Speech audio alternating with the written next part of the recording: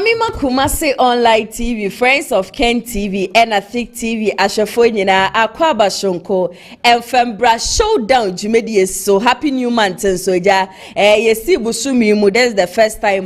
Minimunina no Edishi. I think so last week you say on Thursday and on Friday. Yentimi Alpha Showdown, Jumedi no Amamba Sumisansa, Nankrofobi Basanke, Ja, Wumia Kon, and Nam no Kura Dane Dana, Yakan, so body a sweaty and move for Frede Bushia. That's a mother, but Jim never just read the move for Sunday. Na young Kuyan should they lie bad, Wamobu and Kasa. Dear Echo so ever or my Ghana no. A idea as a sabre, my babatina hanum say, may Baba pense, would yourself to send me two Johnny be so man on the Busia. Met two Johnny be Eddie man and Kasa. Measure on your subscriber, ya. Over subscribe to the channel Eddie Amami we are watch video ama onu ebi na ono so share Eddie Amobi fufu no waka cha ne se ne de na na ya se wa waji na edwa ene Monday che se o man Ghana ho nsensem no wo ba be ka no kre no entino bia and make sure say obe channel ni TV anase bia ni phone no wo de beba Kumasi online TV neja wo ba be hwensem a me de e ba be so mo no munim say dwumedi ensu de abrani abre bia menemwa e na edi ntimi tuja wa hanum say no na so what so would ye edia for comment section na so edi ama membre ko nanim no hana ATP edi newspaper review no ebeba be som ye saso e na NPP and NDC communicators so beba be come nsa e wo fidiem hanum se na eja ya twetwe enkomo edia for wo man Ghana de e kwosho ne ade na weekend issue de busua ensam ne de bebre na e na ekoye ye hu se ukopie mu nkramante ma ye dadi lumba ne candle night na ya de a chese ekoso and the artist kukudama wo mu kopie mu wo honom no na enye asem ketua na wo hye on Saturday ne so kurabusua sene na weda ni sifatia na echese wo man Ghana yade a chese ya hwe ni petitiri wankasa ba mekoswa akase busua nyina no wo nyina no wo nkafra na yesi twedi amponyankopon na de ma ono aso na egie na Ghana fo nyina so de se mi huma mi bia busua na wo ti ni hwe ankasa na me share ne platform ko na nim se bia broken heart ene ebia ma me nenya wo de dadi luma nyom wo di asa ni ade no wo ti ni hwe ni ade afi me ko share ye ni previous videos na kire se ma me yo obi a chesa no pewia ni anadwo da ni da nyina no ya ade dadi luma na ndom na wo ti a chese wo de chekire ne rent me hu ni hwe nam si ye ampa Ghana for ya hwe ade kese yankasa na nyame adoma me mende show Ashanti region na yade a chese dadi luma candle night so ebi kwosho hanum say ya update ni nyina no yede ebe mamo ewo Kumasi online TV ensame nso de abusu ebi kwosho na ye nyina so ye nim se kodjon cancel win said ye na wo sifa kasa no wo complaining na wo bia me ba be premier me movie Captain Ibrahim Traore na kwa wie chire na send ye mo ba be fix candle night nso a said ye dadi lumba nipa don ni ade na masa so fixing weda wonu kodjon cancel win wasa so premier ne movie ba de bia semwe metaka say de twedi amponyankopon de be ma onu twu mutaye no na abeje ebi mfiri mu na ebi nkan na SG mo honom se de nipa sifa ko board mpem wo ho se de na chese enipa bu ebu fa so e wo kodjon cancel win ne movie premiere Saturday na say akwadwo nti wanyina e kire na wo ye dede na wo kasa na mamanfo edi watam ni ade ba de nyankopon de be ma no I know say ya de atwedi amponyankopon e de amane dada enne wukọ abefo ntentan fidie ni so social media na so be biara abefa bia yesi nkrofo bia ye frɛ wo mu Ukraine firms anti Mahama spare campaign yes wo mu di no na edi ankasa busua sa so da sa headline ya media mamu nyina no yesi ye frɛ wo mu brandcoms na brandcoms vuo ye busua wo de nsem bia ba bontiam ni nyina no ekire se NPP amanyokuo no before say ye ba beto 2024 aba no according to a brand committee wom say NPP for be hu wom na wom be hu wom no wom show wom nye posters wom nye adverts wom kan sema che say ebegu ene ye manpenis excellency John Dramani Mahama nani mase na wom di show eye ne sa pepepe edigu Mahama ni mase 24 hour economy wom so wom ye videos bia na ebe discredit eye John Dramani Mahama na Ghana fo nyina no hu ni say John Dramani Mahama ama nye ni papa wontumi mbeboa wo man Ghana wontumi mfa mpuntudwuma papa bia no emfa mba na so adwuma wo mo ye wie ye busua ye to abeya NPP amanyokwe wo mo di ntwei wo ma hwani ma asankeja wo mo kakra wanka NPP party no ebetumi di ama wo mo na so wo mo brand komi NPP party no ema wo mo sim 10% impo no aba ma wo mo 20% ntia no de wo mo tebrim wo mo wo mo akopie mu e wo court na ni nyina no e na NPP amanyokwe no so aba abonten wo mo se hwe enkrofo be ne yesi yefra wo mo brand komi wo mo se brand koma jese ne na ma be fontentan fidie so wo mo kire se wo mo ye 430 social media fake accounts na ni nyina no eyesi wo mo di gu John Dramani Mahama Nimas 87 mimis ebuhua no so wo mo ye toys ne ade ye kire se John Dramani Mahama ntumi mbo wo man Ghana no NPP amanyokwo ne se wo mo nim ho hwe no wo mo be catch sa brand komfo ya wo ma sha ase ya wo mo kika nseme ni ade se de ebe ye ebegu wo mani ma ne se wo mo nchu wo mo na ase American be kan kire Ghana for se NPP amanyokwo no wo mo nse ni sa de animu they have no idea about what is going on and some aye keka ni ade nyina no nokura bi anim na yema wo mo 48 hours ebuhua wo mo sis wo mo ntumi anye de a ende na wo mo NPP party no wo mo so betebri me yesa brand komi e de wo mo so akopie mu e wo court na ni nyina akowie so ne yesu wo mo no asan so de wo mo gisika kakraka e de free wo mo nchen a wo mo wi a wo masa aka kire wo mo se wo mo sa so mra bonten embepa eye NPP amanyokuo ne chew se ensema brand komfo ba bonten a wo mo be kan ye nyina no nokre biara en hontia ne wone na ma be fontentan fidie no so na hu se yesi NPP fo akwakotua ye brand komfo na se Ukraine company bi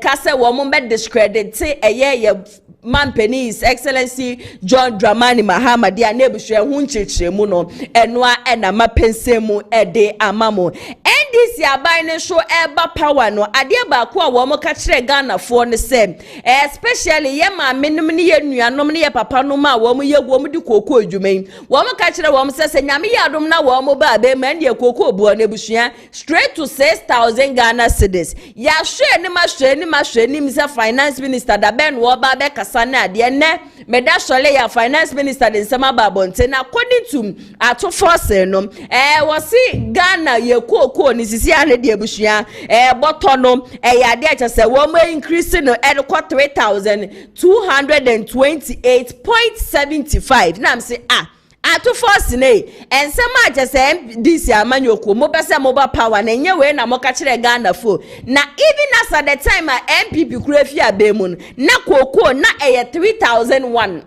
Inti sende no mo balance mo beka se matumu ko to 3,228.75 na jese sika wo mo de atuma 128 Ghana cedis sika wo mo de atuma 128 Ghana cedis na no na amafo ka se ebra ne ye mampani dada na adodan kwakufu ado wo ba bemu na koko 475 Ghana cedis ena wo increase ya de ko 3,001 even as at somewhere March April mu hono mpono na 3,000 ebra wo ba be free abemu that is November mu hono no ena wo increase e de ko 3,001 na NDC amanyo ko the then minority no na wo mo magana fo anya asomdwe wo mo ma ne look here as if say NPP abanya abei tese wo mo ndwi koko fo ho kete en wo mo ba wo mo betum wo mo ba wo mo betum abusha wo mo ba en wo mo betum a ya de atisi a bag of cocoa 3,228.75 the only difference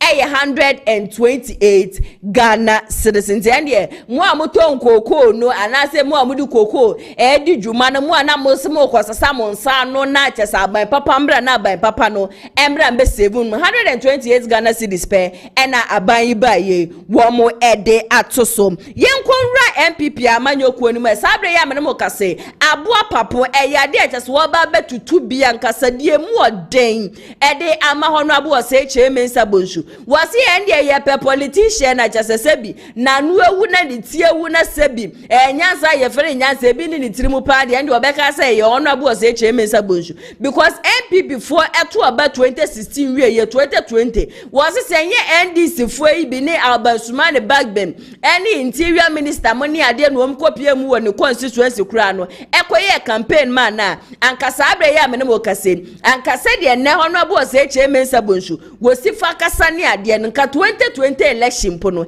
enya ade a wo betumi ewini waso ono de wonim se nam boshe bia chasa ya hye ne se nyame ya do na se Dr. Mahmoud Bawumia ba wo be mana ba be ye ne running mate no sa ne ma ni nyina no ka ho bi na ama wa sha se a wo kasa wo so no de obetumi aka ne nsem na wo bibi kan so a wo make sure so wo beto ne candidate na won hwe ye papa se won be ka bibi a chese betumi affect Kennedy ohene Japan ente sa so dia se Kennedy ohene Japan na emma bonten me kasa wo ma kasa de ma ono Kennedy ohene Japan no ade a wo be ba bonten na womo aba responded to ensama honorable Oseche Mensaboshu kaniti we need obi besie kokobo kese pa en womo de ma honorable Oseche Mensaboshu say won hweye wenya Kennedy ohene Japan kasetia ente saa so de abusua womo mfa ne ho enspare no saa so na Dr. Mahmoud Bawumia ekopie mu wodade lumba ne fie na wokopie mu wo honom na osi we di obesere John Dramani Mahama ye papa se de lumba wesi fa bonjuma jasa manfo ani age amanfo di asane ade no wo besere se nka ye madade lumba state barrier ane ende ye na bremponyi ankasa eye we ma ne nye mofre ye ende state barrier ye wia na ni de baby ye president ne vice president ne ade na ke yakwa akosie ni bi wo honom waso de state barrier no kura na monfa ma ne mpo de ende state funeral no wo besere ye papa se ye mampeni is excellency John Dramani Mahama one year enfema the great Daddy Lumba wenya ne baby cause anya hwe no ade a Daddy Lumba wabonjom ema manfudie di asan na metie nsema Dr. Mahmoud Bawumia kenam se ebusu ase Ghana for yere ye free bibio afuwe ya na dada ka edi wuye na aso wuye no Daddy Lumba wuye be ye ase avide ye nti onu ni wuo ne ho hwe biom ye ti kroma no si ya no oba no obeka ase Daddy Lumba waje ne shine ni ade ne nsem ide bushia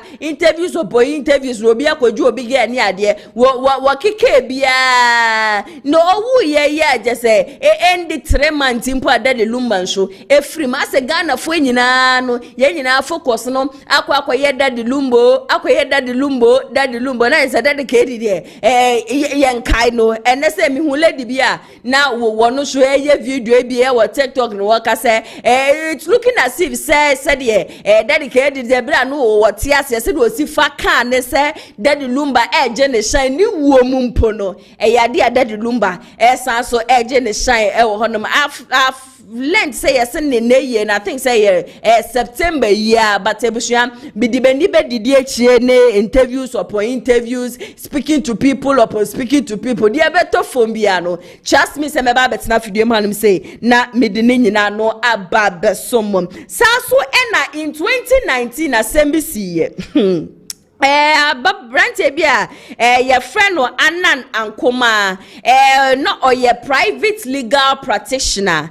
That time no Kevin Taylor ebekeka ensembi the fofa ne ho se bra na NPP wa abemu no the allegations was say one enkrofo bi akwa akohia je se wo mo ka wo mo ho abom se de be ya brand minim se mo dodo na refi abrante ye friend na mwani men's gold CEO and next one so wodi kwata kwani aba ne so wodi ho akwani aba that time no Kevin Taylor ebe make allegations bi se yade a Ankoma ya o ye private legal practitioner one NPP mpenifo bi wo makwa akohia wo Dubai akwa ye planning and plotting bi said ye be ya wo mu de be good na one animase na that time no ebusua wo tebri meye Kevin Taylor court na okopie mu court no ne ye hwe animase Kevin Taylor anko betumi aba be pie mu court onu bi so ebusua wo mu ye Kevin Taylor wa ma hoda na that time ni sika ye de tu ni tu so 2.95 million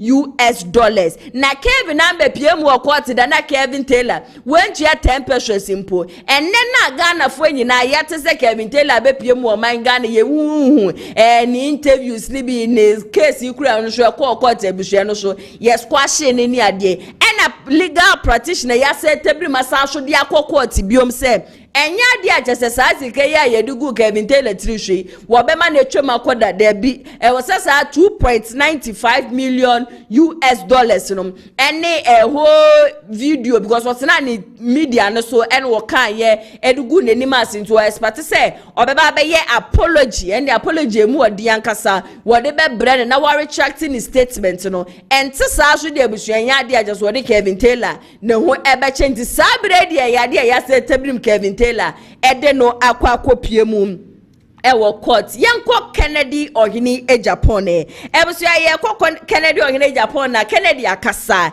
na according to Kennedy ohini Agyapong was se Ghana fo nyina no e ma ni 8 years person won fem be ye mampani a ade ba ko obeye ebusu ebe buru de Dr. Kwame Nkrumah ebe ye no wasi waye ever ready so obesom man no waye ever ready search asempuntudwuma upon impuntudwuma wobeye bebre na ede ama wo man Ghana na saa ne nsem ye busua wo kan ye amafu bebre na ahase a wo mototo ayampia ede maka ayi Kennedy ohini Agyapong yes adaya yes woni Kwesi Pratt papa Kwesi Pratt wo bi anim so wo NDC ni but even though him as an NDC member no dibita na say title bi da no so say oye CPP ni oye CPP but ye nyina ye nim say ade agese Kwesi Pratt wo ye NDC ni na ni interviewer Kennedy ohini Agyapong ene ne ye no that interview no create a lot agese na especially who TikTok ni Instagram and the baby abefe bia no say I be eboje Kennedy so an say bi boje ne so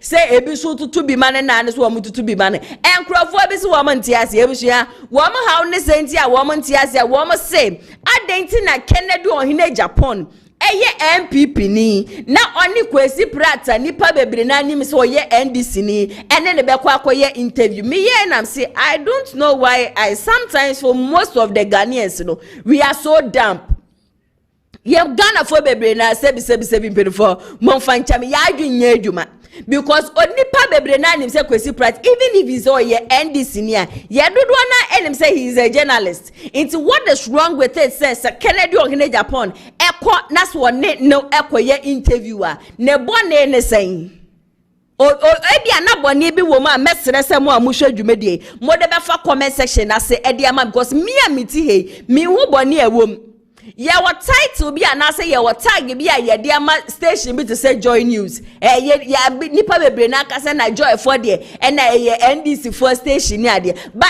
NPP amanyoko no wo mko honom ekọ grantee interview inti se ne se Kennedy ohini Agyapong ni Kwesi Pratt akwa ye interview ne big deal le wo mu ene say amafo ahya se na oye Judas na onim se papa ni NDC ni no akọ grantee interview ni amafo kasa na am se ye Ghana fo onim de emobo youth ni na ebusa wo mu disanse mu no youth ni mbom en wo mu disanse mu no me ye nam so okay oye NDC ni na Kennedy ni na akọ ye interview okay dia moka no metemase na ye bi o Dr. Mahmoud Bawumia na nkasa mu so no ne kane no ne tese ne eda na ebusia wo tunu wetie mu ni ade a wono nso odane ne ho free Bawumia camp ekopie mu NDC for camp eno nso NDC for ndem wo mama ni senior presidential staff amepacho we no nso eno nso ye beka se oye maame no wo ye NDC ni na Bawumia nim so wo ye NDC ni na Bawumia eton di opeso obeye de man na ono so de koma NDC fu ana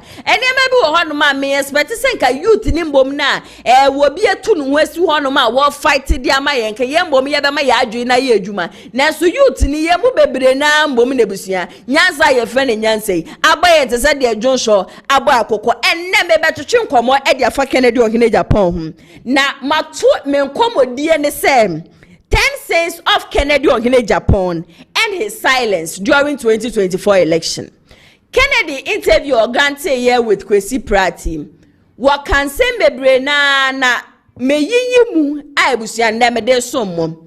Yen na yen say 2023 and NPP amanyoko no. Womo did the 10 cents of Kennedy ohini Agyapong eba bonting.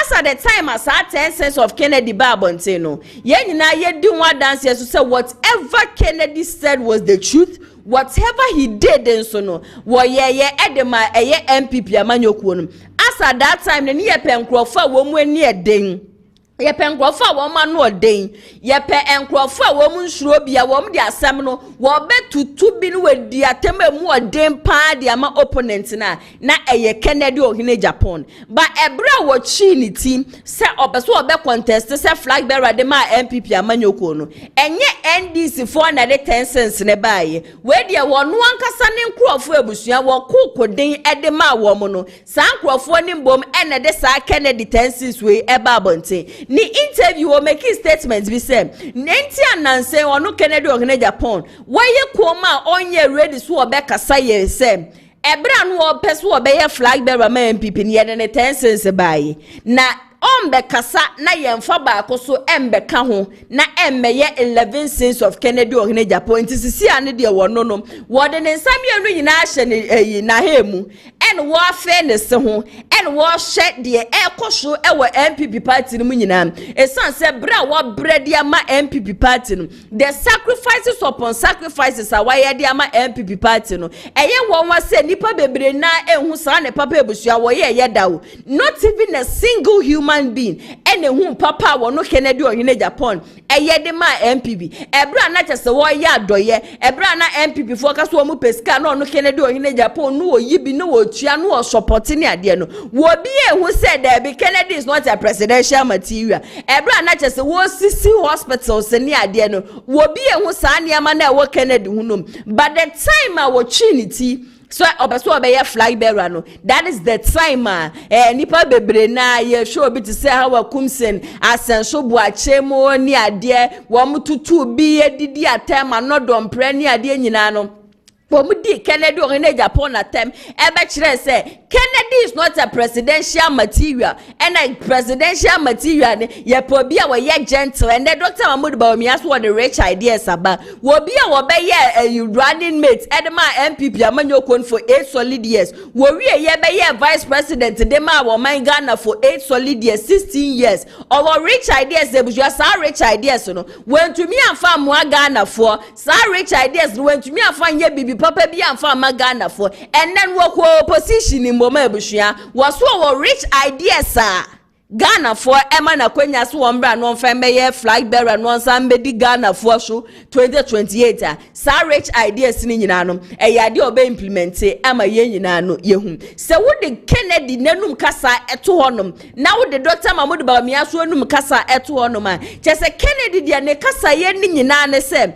enye book mu nyansa o ne de ne nyansa atwedi amponyankopon di ama no na wasa so ye businessman na chese wotine ma se no sa nyansa na nyankopon di ama ne no no de ba be ye adwuma na yenhwe obi atwedi amponyankopon ama ne nyansa wode ne nyansa be ye adwuma ne yenhwe obi a wono so agwagohwe ne de wo book mu aga na fo ma ne 8 solid years awantumi afa nye bibi papa bi amfa magana no wasa so ba biom se sa ne rich ideas eno no de ba mu amo hwedwumede odi mi bisa mu nyina mo nka no kore de atwedi amponyankopon wa ma ne nyansa no ene de woti nche ne mepa cho wan pa na me no mienu ye befa me ameti hei de nyankopon wa ma ne nyansa no a wono ankasa no okoda ne shu ne asu abusua wodwen ehu se me ka we bom na me ka we bom na me ti we firi mu a ebetumi aboa me ameti hei no na mefa eno no na mefa ye ko school niam bebrebe ebusua ye kire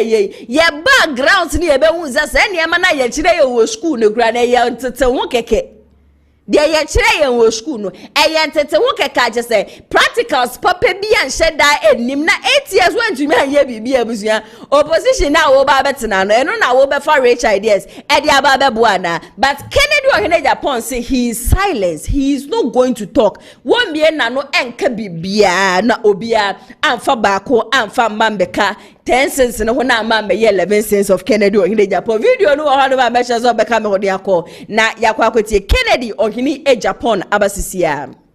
But that's the truth. We step on so many toes. They show some videos about Kennedy Japan. He said this, he's not a presidential material. And if they are not being diabolic, and you listen carefully, it was an advice I was giving them and criticizing some bad deeds of the party people. But now they use it against me. During the campaign, I've been quiet because during the campaign, they wrote 10 sins of Kennedy Agyapong. That's why I apologize to President Mahama, because he's been very nice to me. He loved me, he loves me and everything, his wife.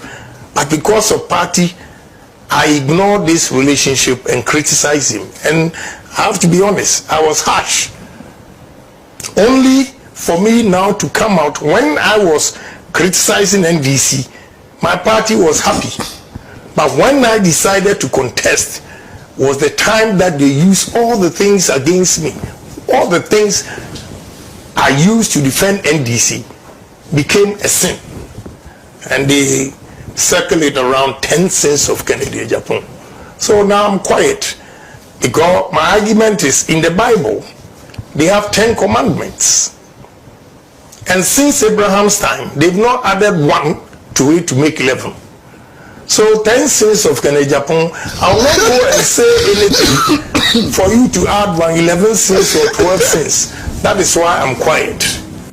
Ebusia Kennedy Agyapong ene yakwakotie na ba wotie ne kasa ya was it chese fiti twedi amponyankopon bra chese ye de the 10 commandments ne ba ye no ye mfa ba kumbeka homa ne be ye 11 commandments. The 11th commandment ebi ni ho nti sa 10 sins of Kennedy Agyapong wo pese eka ho no ma wo no wo mbebie na no meka bibi amfa NPP party no na wo bia ba be gina bibi aba san so de ba kwa ba be kan say 11 sins of Kennedy Agyapong. And NPP amanyoko na nkasa na busua minimo ase niema bi koso party ni mu a eto de bia wo mi say mitumi dwen hwan me bisa me ho say nti nkrofo a chese nne no wo mu di NPP party nanim no is it say party ni no wo mu pe party ni yie ana se wo mu mpe party ni yie ana wo mu pese niema ekosa niema nkotra sa keke because en mi hu asenso boachi mi hu ni interview ana se mi hu ni video bi ebusua na okasa na wo toto a yampia de ma Kennedy Agyapong say nkrofo bi wo hanoma wo mo say wo mo ye businessman ni ade wo mo betimi ama ebie ndwuma ni ade ba Dr. Mahmoud Bawumia ade digitalization a wo de ba ya chasa amanfo ente digitalization na se a wo mo ekasa de fa ho no sa digitalization no ni nyina no na beba be boa wo man Ghana ni ade na mse hwe eto de bia wo humuma ye nka nokre obianka se ba Bawumia ntumi be mampeni o wobianka se ba Bawumia nsem fata so obeba be mampeni but Bawumia has been the vice president for 8 solid years. Bawumia ntumi anye bibia amfa moa party no Bawumia ntumi anye bibia amfa magana fo besi nnekura na ebusua me ne mo kase ye wo Ghana fo bia wo mu bu efu NPP party no. Is that what the party still wants? Said ye mo amhwe mutia amanfo a ena ye mo de Kennedy ba ena ye beto oba de amano hwe Kennedy is the only candidate NDC for penasem CPP for penasem nkrofo wo mo ne de obi be sie fa habra ha ne ko habra fo mo de omu ni party bia nipa na wo ba na no mo to aba de amano. He is the only person people love him. It's NPP for mo no kura ne pa say there be high ni ye fa ha ebeboa yen ye fa ha emoa yen not as mo hwetwe di aponyankopon wanim na mo ka say anka kwan ye fa hanom say ye gold ni ade nyina wo honom na baby ye fa hanom say ye say jankasa ni nsu yankasa je say ye bekwa akotom na mo nyina mo say decide say ye be fa baby ye say shum no woni yakwa akoto nsu ni ye janimu a ya adwenye adwuma ebusi adwene ye adwuma medemo kopie mu aya waso constituency a wom se meeting na meeting no delegates any executives ababe piem wo honom na afi meeting na ye ba ye no empenifo na dane meeting no na afi de wom de ye campaign de ma Dr. Mahmoud Bawumia Chase said ye 2023 mu ye pia Bawumia de ba chichire Ghana fo kwanwa womji wom ho anje no 2025 yen so 2026 mo be kwa kwato abusua the same thing na na mpenifo mu ye ende abusua meeting no esaye esanse na amanfo adwala ya amanfo bu efu se enya dia ye ba meeting na mode aba be ka kye se Dr. Mahmood Bawumia ena ye rightful person obetumi aboa wo mo anka se nim ni pass wo ba enne timemfo de kokromotin ba to obade ama no oba be ye mampeni ene ebusua meeting na se no na enya asem keto ene Kennedy supporters a wo me dwala ni ade a ka me ho na yenkode yenkohwe video no emra sesia omusi conference meeting omudi ye Bawumia agenda and a meeting I feel so honorable. Na when you bro we almost today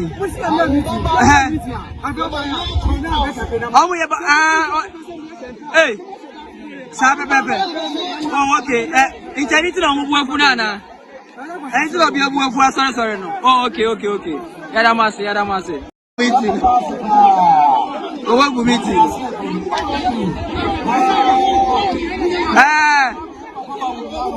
Oh, I also want to say meeting na fole.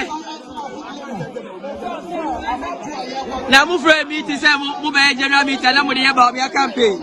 Et obi abuafu. Omusi Bawumia agenda na tonsuo. Omusi Bawumia agenda na tonsuo. Obi ayeye meeting omo dey Bawumia agenda. Obi abuafu. Kachiro mo. Era masi. Ya ga agenda na emfa. Agenda. Era ya kachiro. MC video ya kwa hwabe odi wa aka nokre enye Bawumia na still na wo mo try so mo be piapiande na akekere Ghana for kon. Why on earth would you call for a meeting? Na a whole flag bearer chese ebusua enkrofo wo mu gina say yento wo mo so aba na enye enkrofo ketua wo. Na afi ya reject wo mu nyina na afi ye campaign e de ama nipa baako.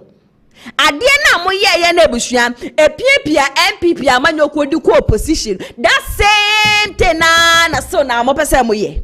Mebacho mafanto shoma 2028 aspirants for the NPP Flagbearer race. Nipa wodi kai Dr. Mahmood Bawumia. Osi nyame ya adoma wo ba. Di otoshu mienu Kennedy Agyapong. Di otoshu miensa ye honorable ode ne ho nana opon. Na honorable Brian Champion so su oba osay ya wedu chumo onhwe ni abede bam kasa so ono so ba na engineer Kwabena Agyapong wono so ba honorable Pache boy ma wono de me hu ni interview bi ebusua wo kasa nya de wo beba but I still don't know this is coming from honorable ode no na opon wono and posti yes 2028 aspirants for the NPP Flagbearers not just say ya de Pache boy ma wo ba na honorable ade animo wono so esi wo ba na the last person honorable Agyapong inti sa enkrofo 9 years just say egusu ya wo nyina no wo mso wo ma ba be contest for NPP Flagbearer ne yakọ meeting na ebusu ya ko ye no sa enkrofo 9 yi nyina no mudi obi esi nchen na mo ye campaign de ama nipa baako nipa insho mo ye campaign de ama na mo besa mo de ne ba kikire Ghana for komi Ghana for se Bawumia ye mpe den dende ma amanfo sa amanfo beti ase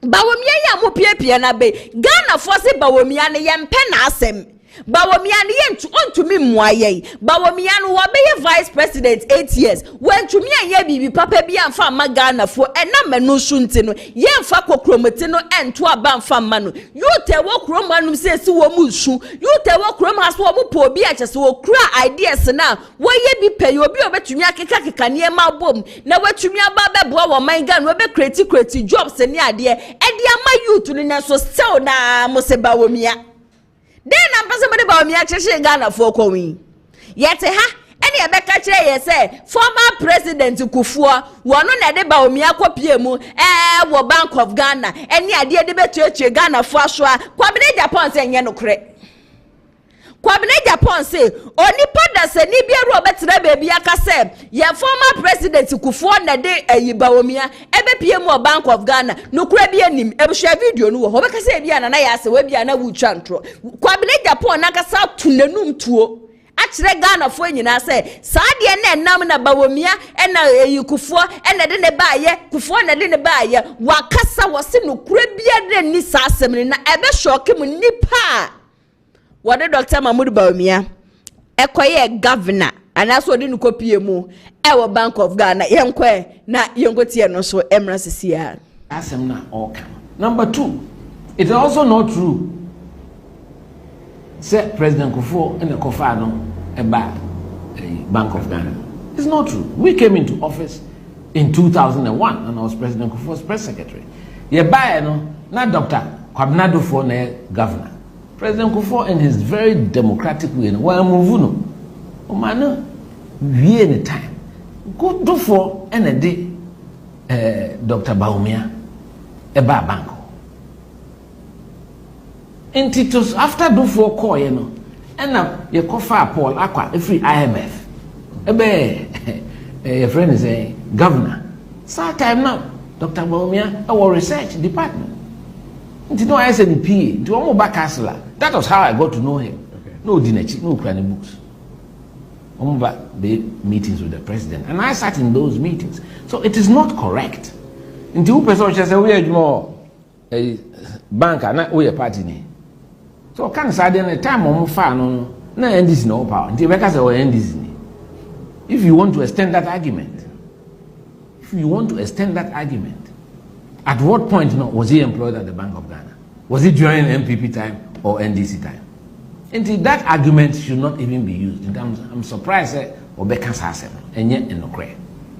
Of course, in 2006, now President Epeso appointed deputy governor. Or no, President Demano. That's fine. That's okay. That's the truth. I believe in proper record of history. These are distortions and microphone be number. Engineer Kwabena Agyapong ene yakwa kwotie na ba no. Inti said ya nenam na Kufuor na de Bawumia ba Bank of Ose nukure bi anim. Nukure biada nukure kitikiti mpo no abushia eni sa asem wemu. Na dofuo na nkasa mu no chukura no obo ni din no. Wono ankasa so grantee interview ewa Joy News no aso tu nanum tuo se eye nukure se eye ono. Ene de Bawumia baye inti se me hu se obi ka se na Kennedy ohene Agyapong ene wono na wo say NPP party no ena Kennedy muaye ena Kennedy na destroy na Kennedy ton NPP party no e de ama NDC fo a na sa nipa na ho ya metwe because me no mienu nim se Bawumia no onye NPP ni Bawumia ne ma me ne papa ne nuanum na me no mienu nim se Bawumia ne busuafo nyina no wo mo ye NDC fo Semira Bawumia ni nua ya owi ni adenta seat me pa achowo wo ye NPP na no ye NDC no onye NDC ni ebra ni ye kwa akoto oba mumu han na hu se Semira Bawumia anase Dr. Mahmoud Bawumia etu wo nan e de si adenta constituency wo mo kwa akoye campaign ebisida ebi ensida Inti Bawumia ni mbom na wo ye NDC ni anana rodan kwa Kufuor eye party card de share den sa wo be ye NPP ni no you people worship that person rather than nipa na from 1992 what sacrifice ya bo party na be si enne na me ne mo ka say you value that person na ye de ba party mu 16 years ni o from to the person about party mu 1992 are you doing the party a good harm or what? Party ni ye bibi papa e de abo NPP party na ye yesi yaka yesi ye beko so aka no kura na kwa kosise amafu bi adwen besesa no kura no ye nyai ka ne ni ejai ka wo china ye beko so aka no kura ne sanse NPP party na ye akono no ebuhua mesi enne party ne nya akono biom enne party no enya akono biom party ne ne atete apra pansan na mafu eyi wo menim ena Bawumia na mafu di Kennedy ohene Agyapong watemesi episa wo mu lose wo mu si 2024 a lot of them were people na edru election bi a Kennedy ohene Agyapong wo free ase not no be pie wo mu constituency abeye campaign di ama wo mu asenso boachi ya na anu adai wo betutu bi de mane Kennedy ohene Agyapong mesi Kennedy ebe china bantema ebe di asa obi a wane master sanyom no obi a wane master Kennedy Agyapong so wane master wo free the constituency na I remember that time pa Kennedy say okopie mu o western region honum baby na so wo free honum ba bantema ebe ye campaign de masenso boachi na so ko wie ekyire busua yen hwa aseda ye de ma Kennedy hawa Kumasi mu nyina Kennedy kopie mu wo mu constituency ko ye campaign de ma wo mu na so na yen hwa aseda ye de ma no na ye bia party no motese mo de be ye den memete hey minim se NPP party no motese de be ya mo be power na mo be ba bebu o man no na de mu kirekire ne de mu ye bibia no hono ma kire se NPP party ne yetese ye be ba power ne ya ba bebu o man bibia no hono ma kire mamu han ne pa se da bi se ye pese ye win 2028 election dia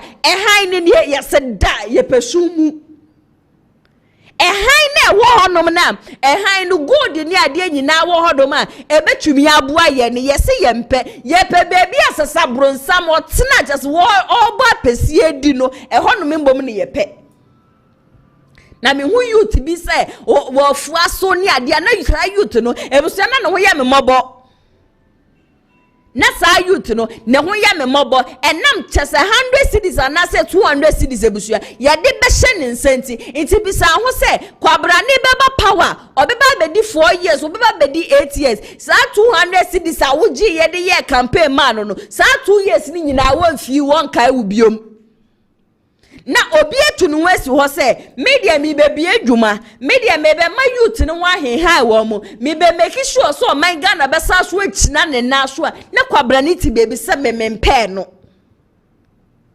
inti de obema ye 200 cities enne na ye bedi be wie no ene de obema ye ba benya sika manti bia ne busua mi no mi enu inti de wan pa ne ye be fa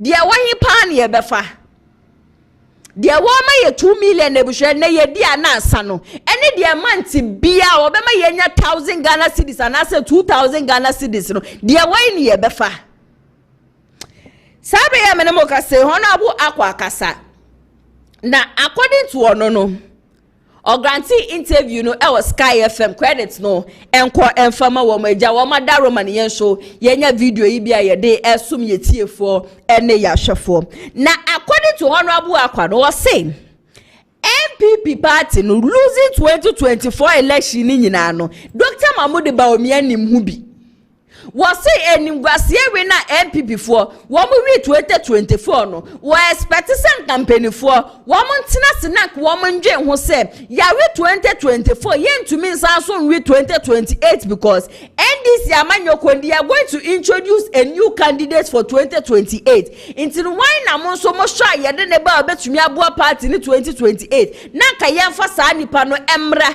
na saa nipa no entumi emeboa party ni na ka party no entumi gain the popularity at say yina yenim say NPP de wo bo wodada no na ka party ni ntumi nkofa no no na so nkrofisi wo mo mpe wo so no de obetu wo mo fuye papa aba say NPP person wo mo win 2028 election they should never and ever think of repeating Dr. Mahmoud Bawumia ka me hono yenkwe na yenkoti hono abo akwa ne nsem no emra sisia ti wo NPP mba na NPP for wote he na pe kasa bebre lokodo na candidate the NDP said election ni ya yakobi and then I say hello December 7th ya to aba na mo si wo December 7th oye adeche oye December 8 wo bo ahmache na sisipo mboy bala ana mo takwa when a candidate declared the election, you lose. Chene lose so. And you lose. But what's in that? And they losing me. And they losing me. I'm kind of just never to mess That's interesting. What's in there? Election, a queno. As some old NPP, it been 300 on the history of NPP party. Okay. It's more seen, may I can there and brassa or their party yet in the phone. Na yehwe de ye kwa election bio wonana party yenyi ke gine enyima ebotum na wajitum am NPP political party like NPP our main objective is to win power and govern na yebubu man na the NPP the history of this party na ehwe government wa ba NPP abana or the social interventions the ye be democracy ankasa Kufo be shase ma amanfo koyo enyima enyimede Kufo na bana ome yehun the media budget na enyimede na budget ni po ena we reading oil the year no particular year no na but Kufo the time no be yehun the banwe do we read the budget a year as we are coming to enter into another year nti young governance Kufo ne den day a new approach into Ghana your governance by the NPP no but me change or your Ghana and you da doing NPP it's okay. Maybe ba banima it's Ghana follow shade NPP ba banim they are some of triheni but me change they been see that it is see ala no man all convince how there candidate you know election Madam Tsunami o see me yehu be the history of NPP name opinion be or your minister be no bada down and wa ba na here and paying for no because of their own interest. So you think Kennedy is a man for the party and for Ghana? Current and them bibiane no hunipa. Okay. Munya kojo wo fro kojo maso wo from kojo. Enti bibiane no hunipa. Na dam 2028 election year koi. Oh yeah, no hunipa Canadian Japan. Okay. Oh there, may Kenya Ghana. I don't hear Ghana for you there. President who is disciplined coming to discipline the system. And yet they discipline the system. Well, in the system, we need a president who will come and discipline the system. Okay. And the more especially Tracy Siala. I don't know how the Bartoli Biala or Ghana Haye Ejuma. Okay. Ejuma that you have see more from who appear sky ha. My announcement is here. Ejuma was over nipa 1,500. You probably go buy 5,000.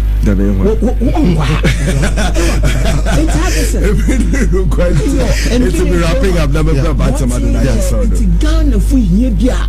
All the banner, all the more especially jobs. Okay.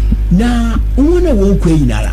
They said that one na batana wo Ghana ye NPP for but Ghana for and you do one mu dem ni pay obotu wa ma ye mba we nya adwuma country no so e be discipline the minister there awo more kwanema e fa man ni ske be da agwa okay enti ma be chai there ya baba ye dem bil ninti bakaka makan there e NPP for ye koto aba oye January 29 January ma mo bimba dada wo na asamo si ma mo bimba kade o yon yashi asamo yashi ni a yashi mama come bantama now we je wa kojo emma bantama nkesi I could see the passion. Yeah, I truly appreciate it. Unfortunately oh the gospel ya dey my party fun ana na make a chore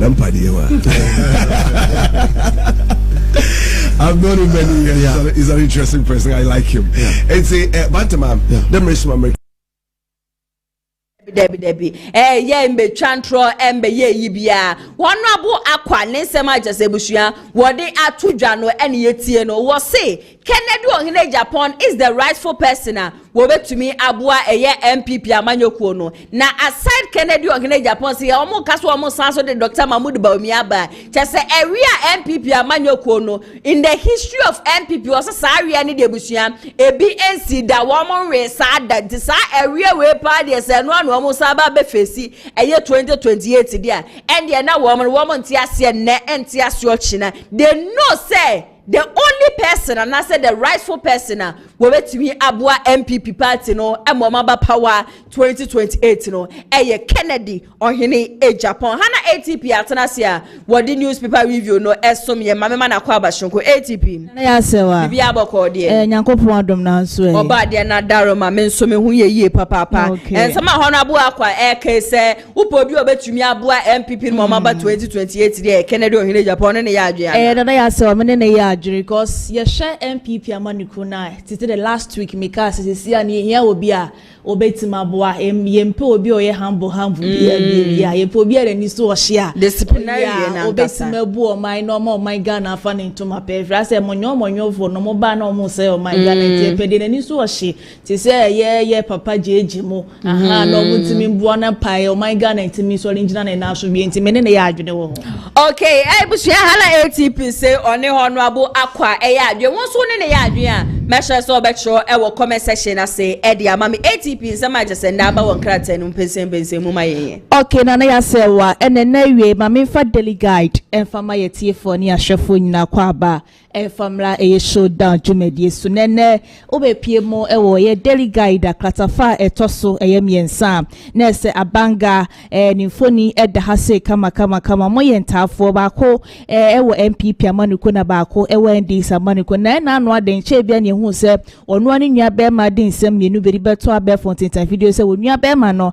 e de ne ho frofro ye galamsey a e koso e wo man Ghana mu ase na wei e na wo yi ne ho ano se da bi da enya ade a wo de ne ho e frofro ye galamsey bi enya de ye galamsey e wo man Ghana mu ase ne krata the Ghanaian guide daily guide e bo ho amane bo enso e wo hase na wo daily guide ne mu last week enya ne entie se ye adomotre poetry ya cheno ne na me no ka say OSP ese wajana mana kofi enu na ho videos na etwegu ana say secretary of social media okoshia ne family na ne family ni nyina omani agya ene krata enso e ka ho asem enso e wo hase na wo krata na emu ena na nsama na ye ma na ya se wa e ka e fa NPP amanuko esu kopie mo Ukraine eso mo de sika bi ma mo ye campaign senke janko fantia e ye ma mpani JDM na NPP amanuko do ababo ndi se nukura bie ni hono ma e wo ma ne krata e bo ho amane bo enso e wo hase na wo ba asia se so na se youth festival no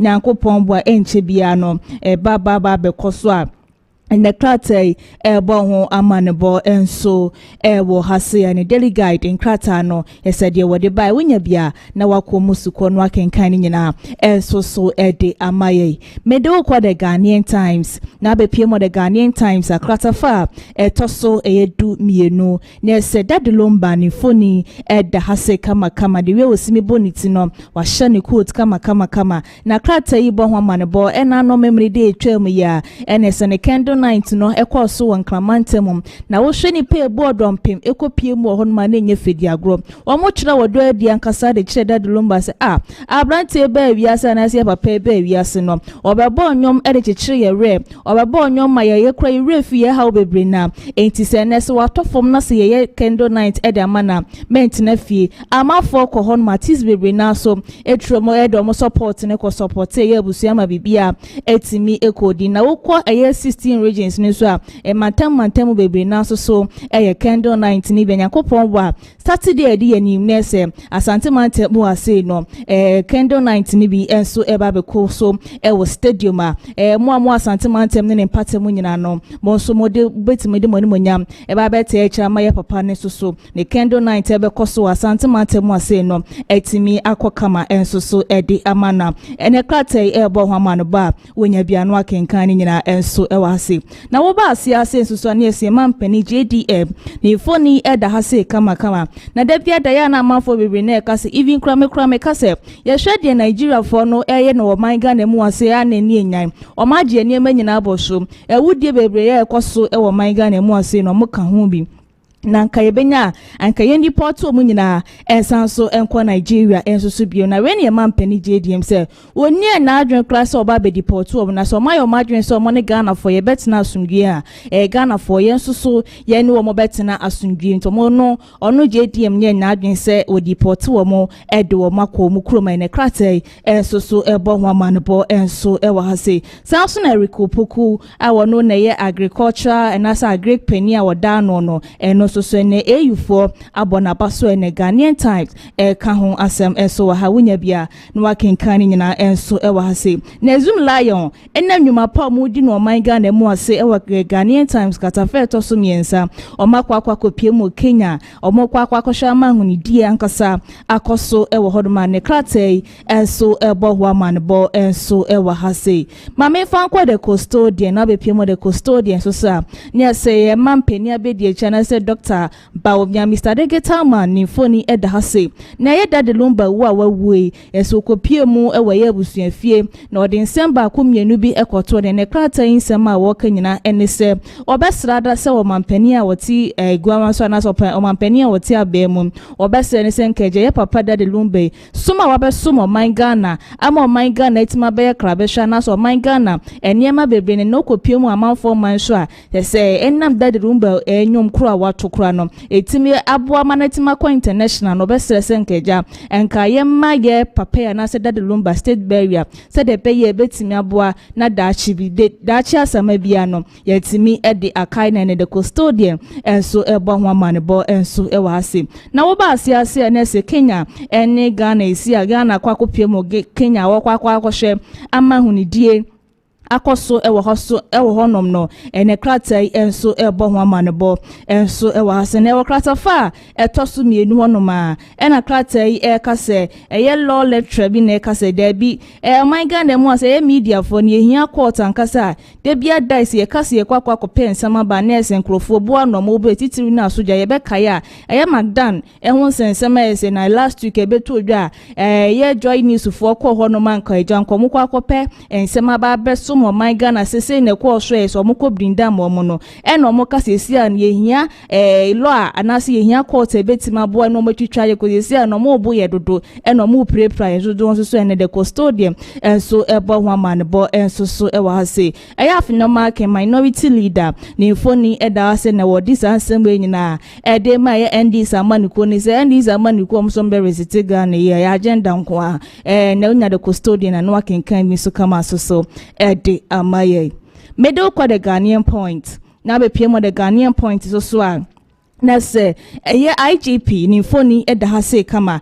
na over the weekends na kopie mo social media na ensemble na twagu wo honom se kopie mo bunu Easter na se NPP chairman bi na sa police fo akwakobo ewre hodoma eso mo sese ne niema niema bi ensem fata na we na IGP ababo nti se enye nokure de biara da a police fo wo my Ghana mu ase se omo hwe se bibia betima kotote na se wudi na se niema bebia na se menteme ho ase ebetwa wo my Ghana mu ase no monyo madwen se wo mu ku obi fi akwa kose de niema na emom no Yan Roberts for the koto she NPP chairman yiso ayese na nkomo ye ku na eni eja a police fo nya ntia omko ho no omko je no enti nsema ye twagu social media no my Ghana mu ase ena ya police fo ne kobowura ho no omko se niema ankomo kwakoku na NPP chairman ni nyina no wo se no kura bia eni ho no no de o ma sore se niema bia enye anasa amafo bebre na no kromase enye no mo hwe se omodo omonsa ebeka ni nyina ne kratai enso ebo ho amanebo enso ewa hase na wo ba ya ase so ne Sam George enso ni foni da hase na we de o de won pa woni en o de ma DSTV for the massa way mo ka se Ghana for yenka wiase ho anase yenka Africa ho and wo kopie mo Nigeria DSTV sika omutua sika ketuwa bi then so e ba no man Ghana mo sika ye twa na no odin dodo enti ono da waka trom se nesa wutu fie na so we DSTV na wo hono ma na se tukwa ma na enyo wanwa ko sesi ano mo no mo eni twaka bia bia na emo nkra proposal mo de aba ode abra wo mo no still na chronologic bia enima etimi ebetima boa o man Ghana na Ghana e deserve better na kratai ebo ho amanebo enso ewa hase sanso na wo ba ase nso na as parliament apase out the social protection say ebe abeboa o my Ghana ye titru enemo ya ye ni bie no ebetimi aboa ye papa the Ghanaian point so ebo ho amanebo enso hase sanso ene ye man pani se onye na adwen say Nigeria for now na say foreigners for no baba pemo omo e de from my Ghana mu ase ne kratai ebo ho amanebo enso ewa hase medo kwa the chronicle na be pie the chronicle so a kratafa etoso eye miensa ene ye nine so na se eye zum lion makwakwa kopie mu ewo eye Kenya mu kwakwa shama ngunidie akoso honom no enye kratai ka ho asem enso ewo hase sanso na police force esi ano hwe eno omo fa ho so obekwa wi ade kura eye one city omo bechill na over the weekends yes akronfo eso mo chi no mo man Ghana mu ase nenye fedi agro ukopie mu ewo mmea bebre sitiru aswansi ye akra ye chi ebi mu kura wo hono me ne kratai ebo nwa amane ba wunya bia na wakọ no wahu ye enkronkura ahodro ese sa akronfo ye nyina ye chichi wo mo ese ebi mu kura no eye etuo kura kan wo mo ese wo mo so afomu ahoro mo kwa no eno so wunya bia na wakenkan nyina ebi kama enso edi amayen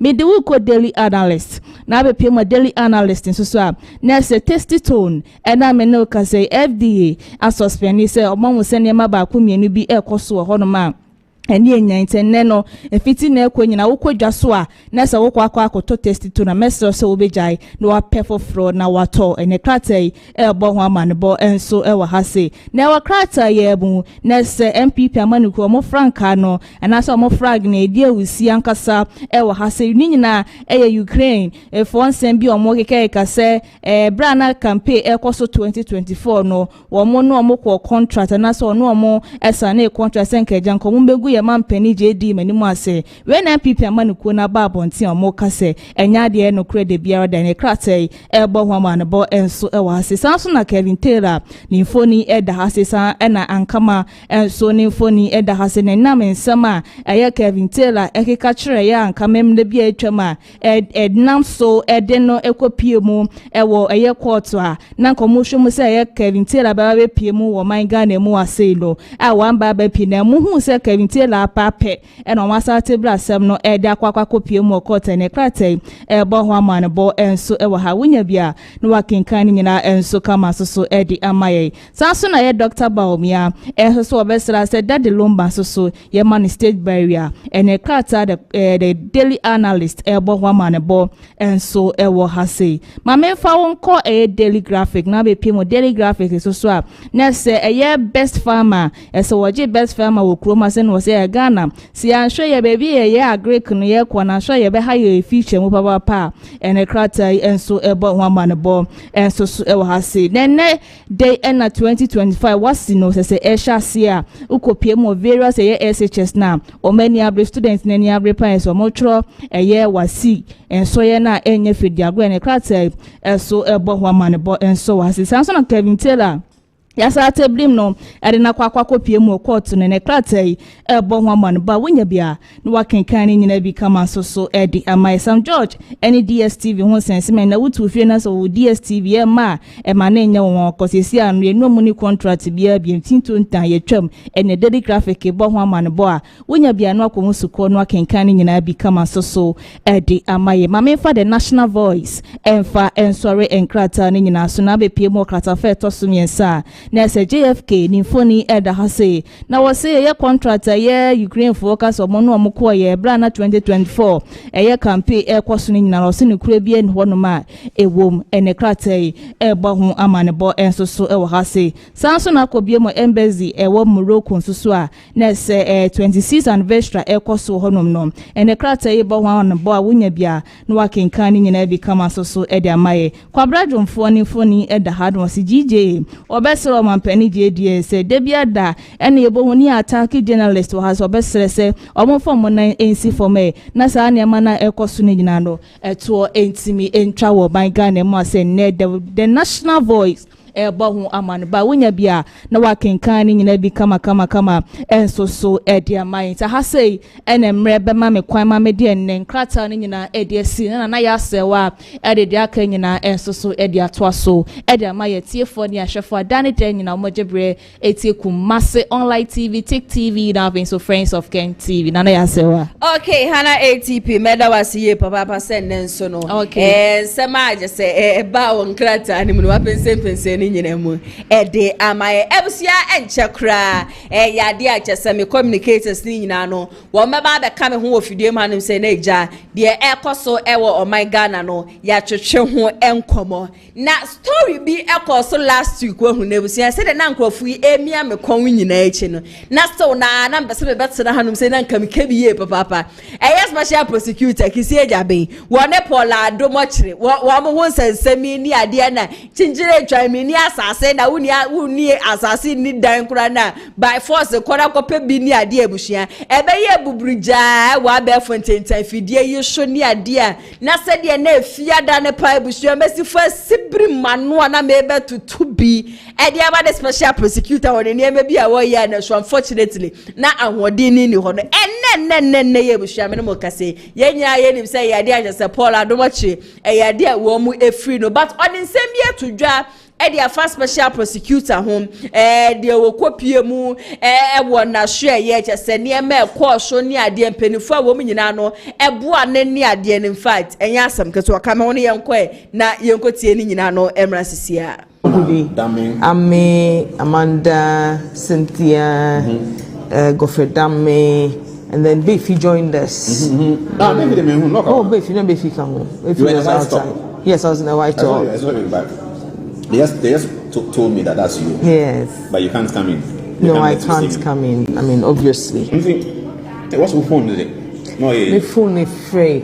On Yendi Dan coming in there, a lot of people in Ghana, politicians, friends, colleagues. I mean, your own friends knew my number. Calls. Nanado Frey. Oh, Nanado.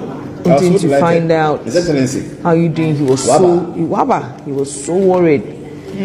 What is happening? How are we going to vary the bail condition? Exploring the options.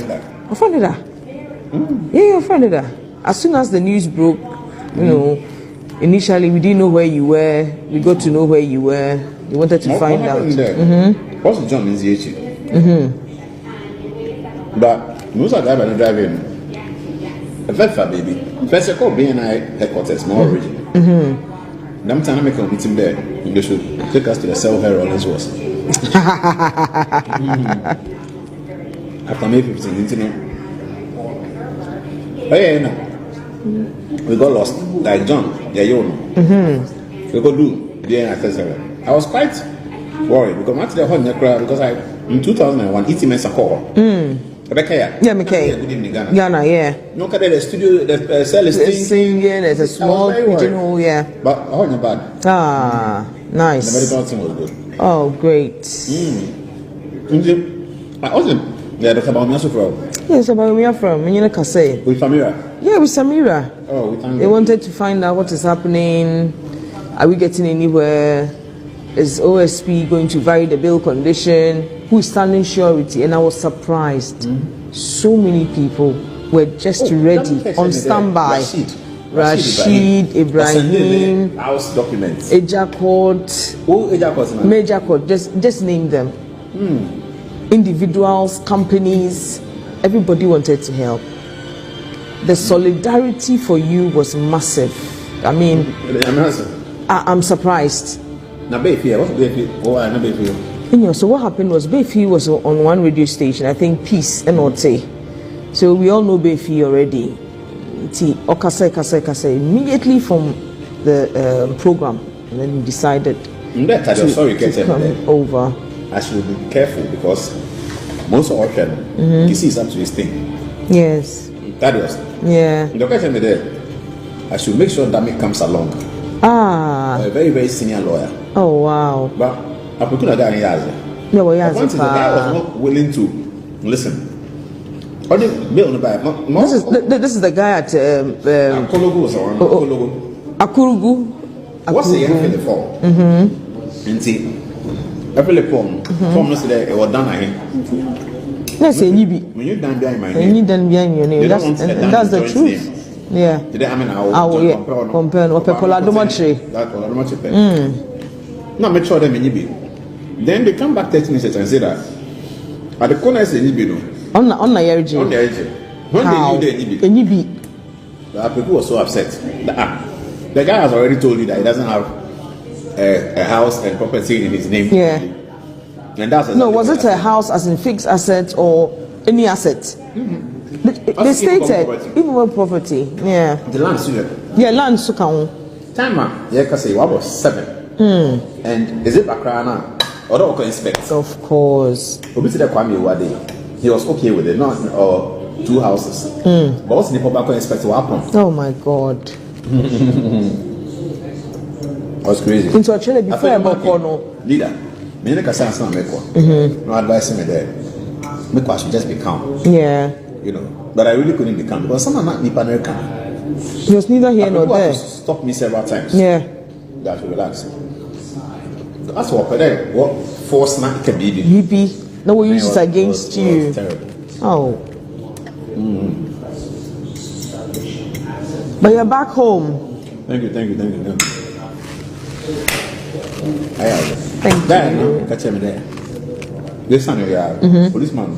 Wasn't it? Was a very strong woman. Yesterday, those at Kalkudi said it. They were wondering. When I was introduced, I saw you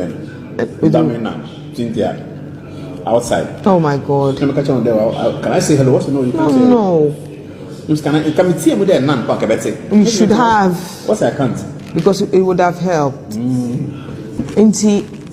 Everybody is looking forward to what will happen on Tuesday. And I'm telling them you don't have anything to say. I will disappoint them. Yes, you don't have anything to say. But interview na OPs. Yeah, we interview na OPs. After we spoke. Yeah. It was good.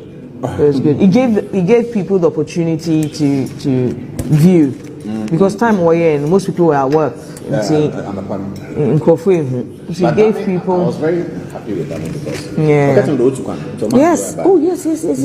And I thought there he's on his way to his airport. No. But I didn't have time. I wasn't sure what time it is. No. South Africa is having day left. No. Intimate band, not Dammy wife from narcissists. Dammy cannot travel when his brother is for Paul Adom Ochre just said the last week a fan initial and a sabria minimoka say what on the bow at Chechemu ama yenano Yashu etumi at Tibi Semedi Makada say ban special prosecutor war yet you obey to me ye said ye beya ye man penny His Excellency John Dramani Mahama ni besho ba miamiti he nkwa de busia mesia ka men kwa dia anka ye man penny betia anka sabrantie no once sano esan se bibi papa bi enu hono mabusua ebetimi efri ni mu abasabe ya menebo kase mabedwafo wo menya atenasia ne sakweku dankwa 10 KNUST NDC communication team member saso and a bright kwaten Tescon president KSTU NPP communication team member mema wo nyina no akwaba shonko aba showdown jumedi esu mama mu nyina akwaba Just mini aba pacho bibia boko de me adom akakra so yede nyankopon azikweku ma me shati enfemfiri ho no ma meje de say bibia are strong very stronger ochina me hwe ni mo say ochina elections ne dey they will go and vote and then elect me as communications officer bibia but you train say ochina bibia be go smoothly but me did say about ochina by this time enkusi enumra yambobo post in there na nkoni bibia even me I thought the election was last week Saturday. Oh, that was Tescon. That was Tescon rather. Oh, okay. Me yes, me be we na me nyanje na yes yo yes election yo china 19 was say me yen intentem no me ti hey na say na dey wo mato awie niema kwose at least was say kwekutu me ma me hu say we di nkunima na say den ochina ni be hu but you deserve it no kra ne dey da hono ma ni ade ye dey kwa wadre dey you deserve it in fact what bo adwuma ntino wona wo mo tech wo nyina no hwe dwumede ya mesre mu nyina ye papa se nyampech na de wudu a woda number say number 1 na na wona wo mo wase ho nyina mesre mu ye ha ho kura ankosha ase ho weni bo one so na jeseja wetim show ede amane NDC be wini 2024 election na trust me sir brantie yade wo ka hu bi chese se de osifa kasa ye se de osifa bo ne homode no asem ke 20 ni inshallah jam ya no ma chira ikudimie ochina de na victory aba okay bright niaba ya wo so grade say ya wo position we di bia ya akakakre bi na say my election cry we hand over ba wo so wo bia wo sho say wo be hand over dia masa nipa no any dey test confirm na be kire okay ni anka san kran dey me ni obi a me ka say na obintin na be say hand over man okay test confirm no akona mo ha do wetimi abo adwuma dey test con akọ new level no okay omutuma na me dey no me na be bia me ni say members ne kasa general assembly ne kasa pe me say say okay, then we think say may the best candidate win. Okay, my topics for discussion. When the time, you know, and kasa your first topic for discussion, national security is about human security, not holding guns. This is coming from a Jeso member of parliament. Mamisha Asim free kweku hono take on that. Oh, definitely. Well, here baby no kasa free assault the enye. Irrespective of party free by assaults the and journalist and kasa ye coerce or more use force crowd there. It is very bad no. because there were 3 arms of government. If you cry whom the media as a fourth estate of the realm. Yes. I who say mokramo ye arm of government because omo ko discuss here mo na mo de brain. Inti adusu MPD irrespective of party. Coercion on journalism is very bad. It is very bad and it has to stop. Me hear him say Minister of Interior so me sure say boku issue ninti why shipa because we are on him pass boku on tackle issue ni fast. But on to the nation share national security ne why omode for fast especially, and I think even happened at Ablekuma North. Every time journalists are being treated assaulted one way or the other, say any police crana, it is normal tag boys. I mean, journalists, you media, you also deserve justice. You also deserve your freedom. I'll be to me freedom of the press. Inti just MP, he's right. Say it's not about holding guns. National security, you are supposed to protect us. Yes. Even especially journalists. Even more, you are supposed to protect the journalists more than us. Because more working are very dangerous. Because say you can't be say journal oko can't be on TV so na and answer radio so na una mo bia na etia party bia ombetumi ayo obibi nti mokra you are even at more risk than us. I was saying national security protecting our interest, but one way or the other on a few occasions we hear some cases here and there, but I believe that the Minister of Interior will tackle it quickly. Say as fast as possible. Okay, Bright, my means here was your submission. Me that's the brave me about with the main for efficacy so na me fanchia the incoming Ashanti regional main organizer mama ofilia samamba prempekese fresh na me san so some fanchia so kon fankoma test conform with me Sabrina. If it's bisa asembio national security issue ya the honorable member of parliament for Ejoso constituency lawyer Kwabena Boateng e kan wasem no oka national security as a body and answer oka yen yaho bambo ho asem. It is national security as a body good. And as you national security as a body now say national security it shouldn't be used as a weapon against the natives or the indigenous of this country there. Any me kind of point blank say NDC as a party omo di Ghana for hamo. The intina make say NPP na Ghana for na this antino koto abadi ko yi omampani John Dramani Mahama say omano media so na on fire nko bosha assassin so nyesa na na area good. Afi December 7th year we ya sworn in subsequently it was 7th January. Why appointment? Richard Japa say on national security boss. Eno nanchen. Yina enim say national security no undertake certain operations bi Ghana ha yina enutua. Omo de chairman to me. Chairman to me NPP ni nti. Omo hide behind the goodwill of Ghanaians. NPP for ho ahi, omo ho ahi. Eto chairman to me ehwe han yehwe ni din ma ne koe. Eto George Adenta Kumi ehwedi man slide here eto kenoforiata yen kan say sa ni pa ya mbo mudin nyina omu nyina ya asoro abofo na so omu nyina e omu huson nenzo so e was national security no eye ekuo bi a ede bebo yen ho ban eni say kuyiku a ede ehu bi anase osuru bi be hye the ordinary Ghanaian citizen emu.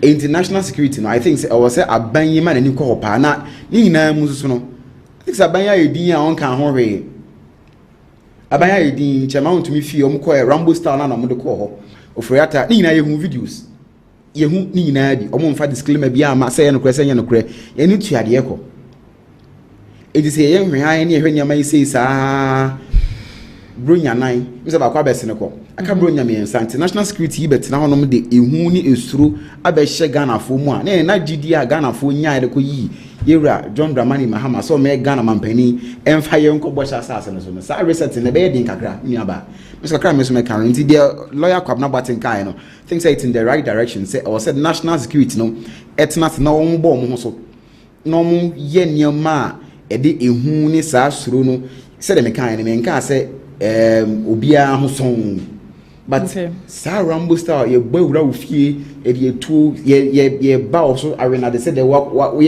comfortable am bi ana so we wanted fugitive bi no think so also mo hwe sa ade ni ye na omo ka ho asem. Okay, so he even said the national security is about giving information to the president, not just holding guns and then things. So I think say we would agree to it. Say so court issues here last year before Sebetwaba. One attorney general hearing as you was attorney general energy so the Nigerian be obi usuna German and also be chireno ne taekwondo skills street so. You see, NDC and you people always before they select someone, it should be a person who is loyal and also the person they think say obetumi. Yes, that is what NDC mostly sometimes look loyalty at. can be a disease. And we okay. This is not about say untumi de no iyoko for na a corner. I hope. And a raid is something that is not raid. It's part of police work. It's part of security work. You raid it's okay to raid, but when you be fast yeah, sure. Obi to say former finance minister, knowing very well he wasn't in the country. Ne money adie no makochuchutuo e wo mo friend so ni adie. You see, so I think that those kind of things, was say you condemn say we shouldn't applaud those things, and idea just a bit to me abo mind. So let's go to our next topic for discussion.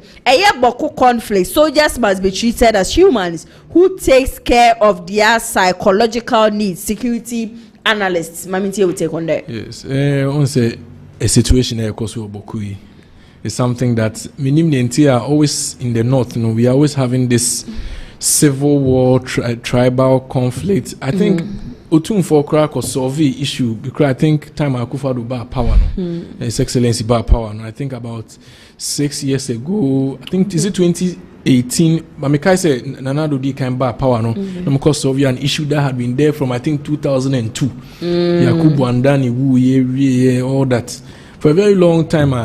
Akufo-Addo to me bar power or to me only Otum for solve that issue. But it is becoming something, a trend that I don't know what the root of the issue is. What you will not really hear. Just one a bit secondary schools. We hear the situations, but the soldiers know. A solve issue and of course they deserve some form of psychological treatment because I've not heard of any soldier losing his life there or any previously there but previously there is CMIB. So we should and I won't say force for force. Yes, a threat because you'll be a down for you'll be a down for until you two must be to be. So they deserve a lot of psychological kind of treatment. Until we are appealing, say any form of training, any form of any BBA soldiers for here or to make them psychologically comfortable. Anything more say a bonus after this conflict. Anything almost psychologically they will be prepared and be ready to continue. They can be able to do it. I agree with this one as well. Okay, Bright Maminti will take on Bokohons and Semie. Bokohons and Semie, Cassie Pensi, my heart, dear Betcha Sama, dear San Crampatching game. On any day, Mimi dear. And to kasem party, any idea I would vouch for because and to quite idea the papa be the enemy dream kesepa and quadai womb any marty through. On say a man in Korana the vulnerable in the society. Them idea go bit me out when you wanted it, but or bad dear and our quality and I'm pimping no munayano homobo. Idea cost so bokusi well, I think say a bang so yet you bit me. Say or the best of conflict and however you're a man penny John Dramani also can see me brand or a campaign Emma and led the people of Boko on ain't partly and yet because of Boku see meeting yaka say and somewhere a man penny can and also can be okay say you deploy a soldier force or Munko Boko no moon share say Bambo Bayej, my Bambo Bayre, Ewo Boko. I was a buying so man and you call a soldier for no pass, Raffon, because a Raffon see any party say, yeah, na training bi na omo anya no nam so omo de ekọ honom so omo konko boban. I think there was say the emi akwaku kan no support bi o be here bia, whether psychological support, emotional support, they need all those kind of support. After so almost so ehia reinforcement. Untimi enkase yese to chire for be kuma da for my nya ni nsa masanto for kasa. Nti so me here reinforcement e wo boko ho no ma, because boko conflict na sha ase nya na se de o kan na sha ase 2020 asempa na afinem za escalate pa nipa iwua na ewu. Enti ne o se asrafo a abanya deploy o modi akọ boko ene ne nkro ne ba se o mo nkọhwe o mfa bambo mrafi no. O se treat o mo se o mo nso ye nipa moja enam omumu akoma nso bo ewo omukokum ende kakra mesme kan no. Okay, do you want to say? Okay, I will say fan baby ne free Mahama, I say Mahama ne lead you on. Oh Debbie, don't get me wrong, man. Kasi Mahama ne lead you me say ensemi o kai say NPP wa ban mu nko a na boko ntokwa no escalate na say ono no ba me ba o say ono no ba obere do betimi bia ahwe say boko ntokwa na eto betwa NPP wa power nko a boko ntokwa escalate na didn't na oba is still at the kwa omo ntokwa do you know why there is ntokwa there? Why it is chieftaincy and the land. That is the immediate cause. That is the cause. The immediate cause, chieftaincy, land, and weapons, ownership of weapons. Weapons or chess or weapons. But the primary issue, chieftaincy and the land. This has nothing to do with what Mahama said. Baby, what I'm no. You na Ghana hani wa habi. We are here in this country. And I be pensing say you are mampeni abedi chira da Alhaji Dr. Mahmoud Bawumia e kan ho na all support. That was what I was going to say. Me as a me, I knew that there is no way Alhaji Mahmoud Bawumia would do that. I don't it even was coming from the camp of the NDC. I don't know of I don't know any NDC person who said this. Say I don't know. It's a law. But okay, maybe it is a propaganda. Maybe it is personally. I came in contact with a lot of NDC foot soldiers. I don't know. They be I don't know. Campaign. I think someone last week me video be wa hanem say a free majority leader. Then now opposition. The things he said about this whole Bokon Sensema and Nempa Yeka say, one Sakura went to mean to the Nankran fence in the crew. But then I know opposition, no. Not said you know Sifa Ekasana, not just say NDC, the Muba Be Mwanka Bokon to Kwalem Senka on the 7th na ye dimusi soon on the 8th na Nankan to Panina Abrase. Say from January we're not hearing anything. Until there were measures in place, negotiation, dialogue. Until something has definitely happened within recent times. As a court trigger, Ebia, Omaka. I think on here now, Mukune or Ashanti region. Yes. Is it from opposite now? I'm saying yes, I know Asawasi. Yes, Asawasi. Say give and take. Yes. I know Asawasi in their head. Or they be my clarify be me nka say man penny John Dramani Mahama and abuama they be mean to me nkasa. It is even prejudice. It is prejudicial. Yes. Me nka say or no na ama bokunto kwan. But in some more can say MPP before abem kwa na bokunto kwa ekosoro na emu no ba minim. No context. No context now. This same last 2 weeks, one guy I think say guy ne Kusasini. Or the boni video ono so no mu blame John Dramani Mahama say and semina wo ka kire wo mo say wo ba be mu a mo be hear about the bokonto kwano. You people are doing the different thing and they were saying say the reason why they didn't vote for Bawumia was because of this Boko Entokwa issue to campaign massively against them. From Mahama context, what Mama was trying to say is that we will come and then we will solve the issue. Yes. And so from January till June, or let me see, yes, June, everything was quiet. BBI, was not quiet. Dialogue, and he's trying to say dialogue, negotiation. Yes. But what I'm trying to say, definitely something has happened in recent times over there ebia assassin obi asa akoso assassin e say enko no ebia obi akoso na ebia kusasi ni bi asa akoji man prusi ni bi assassin. I don't know, definitely me from what I heard ewo na shooting na course wa Ashanti region and na akoso a just achiga this whole. Yeah, so dialogue again, we have to sit down until now we are in power. But you think it should always be dialogue because the ECOWAS shouldn't really be dialogue. The force Nintia, some of the northern MPs no and other things can't really, because you see they themselves belong to different tribes. If you go and talk, okra kusasi, okra. So we need a mediator, or be neutral to say ebia gamanche, ebia otunfo. Somebody who is neutral out of that region, out of that whole northern sector. I'll be because all the force because I don't know how they have so much confiscated weapons. I'm even surprised. I have been thinking about saying when they provide question we should ask. Any police need penny pa bi dinkomo. Nse na oboko hu bi. Nem se oye mpenifo ni bi oboko. Ehia na police for na e wo ho bra na NPP wa ben. O se omukọ honom na omukọ akọ ensure se security ni bibia curfew da ho nti wa bonti me o se kan ogu dem.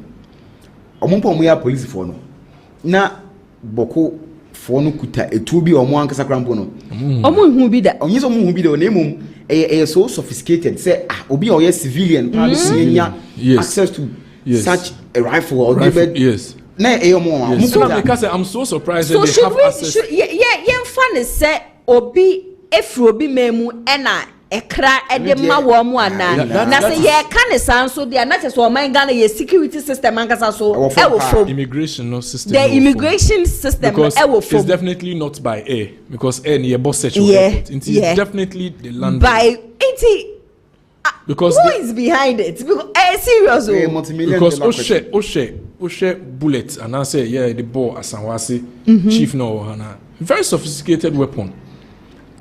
Even some policemen undru rank bia you don't get access to such weapons. Definitely immigration if there is smuggling going on no Mujiska, they have to stop. Yeah, because a higher security. But no, he said. Oh, I'm saying if say Omujiska na omu overlook certain things na omu search here and I say they just allow certain things to slide out. It really has to stop, especially at the top there, the Burkina border. I don't definitely it's not from the coast, and I don't know of Cote d'Ivoire. Who shut down who free?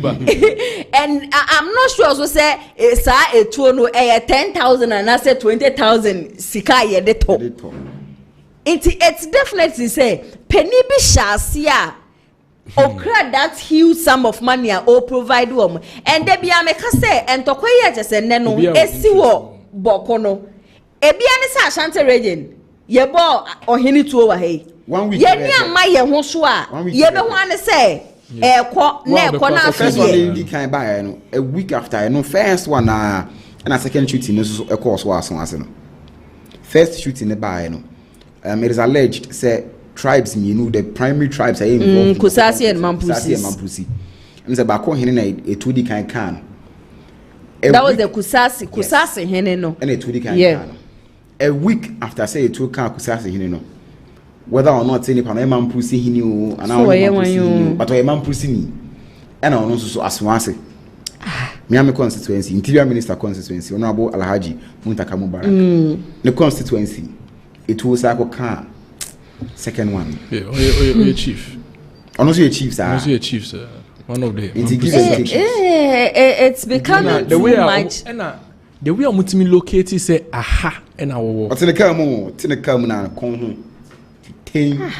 Now, so sophisticated weapons, so multimina the right target. Unyasa police for unru rank be you not get into immigration. They will really have to tighten their corners. Okay, you're right. Yeah. Next topic for discussion. And make sure I say if you bright on Attorney General shoots down rights abuse claims over high bail demand. We never met one say. Attorney General idea. Idea of the year. Airport. You can say board chairman Paul Adomoche. Paul Adomoche, touch screen. Ose onfa landed property. In his landed name. Property, no, in his name. Adi actually say yeah, what's dying? A fie weather factory, a fie ultimu hotel, then be a landed property be anfabra. Also ni bi a chinchina for so. Ne pe bi fabra. Eno ni Adomoche. Me see where adia NDC aban we ye no. Say you can say the political witch hunting na ebia no bi ti akira e ha on ti ase. Obi ti akira on ti ase. Dr. Dominic Ayine me follow no for some time. I have this special respect and regard for him. He be our practicing law achapa. And only send maybe one more yeah na politically motivated. Bill condition bi on ma obesete e dia amount kwaku buahen we say hwan only bill conditions e de ma no chema untumi kru ya ni yoku nsensem bill conditions e de ma no afi po Adomoche so bill condition e de ma no to the extent say o say na lawyer for bam ene ne beka na o mo revise bill condition and a just one group of companies I be surety you see when ya we trade di mu an kra en fancy when ya ne trade di mu sa when ya extra time kakra oh and also na chen o atini general kroya o ye political witch hunter o san so echo court echo ye nolly prosecute say former minister of finance and got deputy minister no minister Kwabena before no minister or deputy minister no was it not deputy yeah I the bank won sensem afi dey wo say case a court di me di akira asenke be hwe nsem bank collapse is carry kura bank liquidity with reference to 70 billion Ghana cedis say ni na wo say is here court ni nyan nsem no mo hwe na enya akire die omo ho asan omo ho afi enti enya akire die na wo mfa sa atumi na omampani di amount as age no anasa atene general no on fanya political witch hunting na on fan setting bill conditions a obi anim say ade die age say Yankopon bem nipa na also on fa landed property mra no also on see dan bia o Ghana also so hu say we see dan bia o Ghana ha woni din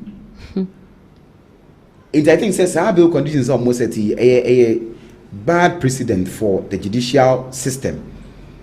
I'm breaking a new say and this for na wa bem and also den den this for ntena bem da bia tables never 10 yeah tables ne 10 as say we bin ka say pudu oshi but pudu oshi enzo ye bidijo obi anka say NPP buy enzo say be political witch hunting but we is a very bad precedent in the judiciary system of government. Okay kwekuma mintie won so submission okay Unibank so they miss me to me like that Unibank issue ne so political witch hunting because NPP forum they believe say na Unibank and Kwabena Dufo are a huge sponsor of NDC campaigning activities. It's not most person ya no mo collapse Unibank. It's me to me like say bibia it's me to me like say it is also politically motivated. Say obi I embezzle 70 million Ghana cedis. I use your example age in my 70 million Ghana cedis. O set bill conditioner. Unti mean 1 million. You have to take it more than that. Into your hair, Paul Adomoche, near hair airport company, baby, I know one. Ne laws are momeki, no. Near say for 2 landed property, bruh. You cannot tell me. I cannot tell you that one. You can't tell me that. I don't have some. Why? What is you cannot tell me? And 2 sureties. You can't tell me that. Your catch want to me emfa 50 million Ghana cedis embrano with 2 sureties. So when you buy. No. Last. No, get it. Adam dear no. It is not say bia who will be a bia would say assassin and I say be a dine or hokra ni wudi mukra February. Oh no. He and you know what makes this whole issue with 2 sureties. It is sureties near the bar. You told us say I don't have any building, I don't have any house in this country in my name, and you still insisted say I should where was I going to get it with from? Sureties. It is in surety fact, Friday and surety near the bar. I said just pon limited companies. There be such sureties and aside the sureties. I sure the sureties he was demanding for a dino. And then you should pass what because or say with no value, with no definite value. Into one can say with a value of $10 million, and I say or say with no definite value. I say because we know Paul Adumotri. You know the person we are dealing with. You know say of course. But Okazen say when he demo, fine. Osi uni da inti hefa na artist here. But where the problem was with no definite value. In ka value on one, ibetumi aka say good first camera. But with no definite value. Yeah. Where my point is that Obi I embezzle funds worth an amount of money. Allegedly, because there was no evidence. There was no evidence. Yeah. Allegedly, there was an embezzlement of money. We have to estimate that amount. Send a wound to me the we estimate the amount near her wound to me a near mana 50 million Ghana cedis. That would be that's the equivalent. Do any bill conditions on the man no. Now here wound to me so you could bill conditions on the man. When you now an American set some kind of bad precedent. So into all bank now collapsing in there. You see NPP they feel I'm not saying that we are continuing the same trend, but they want to as if you refill my before collapsing in Ghana. GM Bank wasn't collapsed. What's a CBG da? Central Bank, Consolidated Bank of Ghana. Consolidated Bank Ghana. Only the components of CBG. I'm not really privy to that. So you should be privy. You should be privy to that. And some of our say NPP Flagbearer. You should be privy to the components and the scope I think banks. So the narrative out there say NPP but Unibank they I know and I can say confidently say they wanted to do that because they thought say or they think or for according to what they think they say Unibank is a sponsor of NDC campaign. So they wanted to they thought if they do that to prevent NDC from doing campaign. Of course getting funds. Set funds for campaign say OBRG it is a big source of campaign. Someone block it at home. But it didn't work. You knew Attorney General by now share case. Who say mu case? SMP na mo kan time I won say your friend be negativity bias on. Negativity bias principle be a chair say so we can be one some born e kire wa. Adwini di kan gitum say no kure ansa na process you.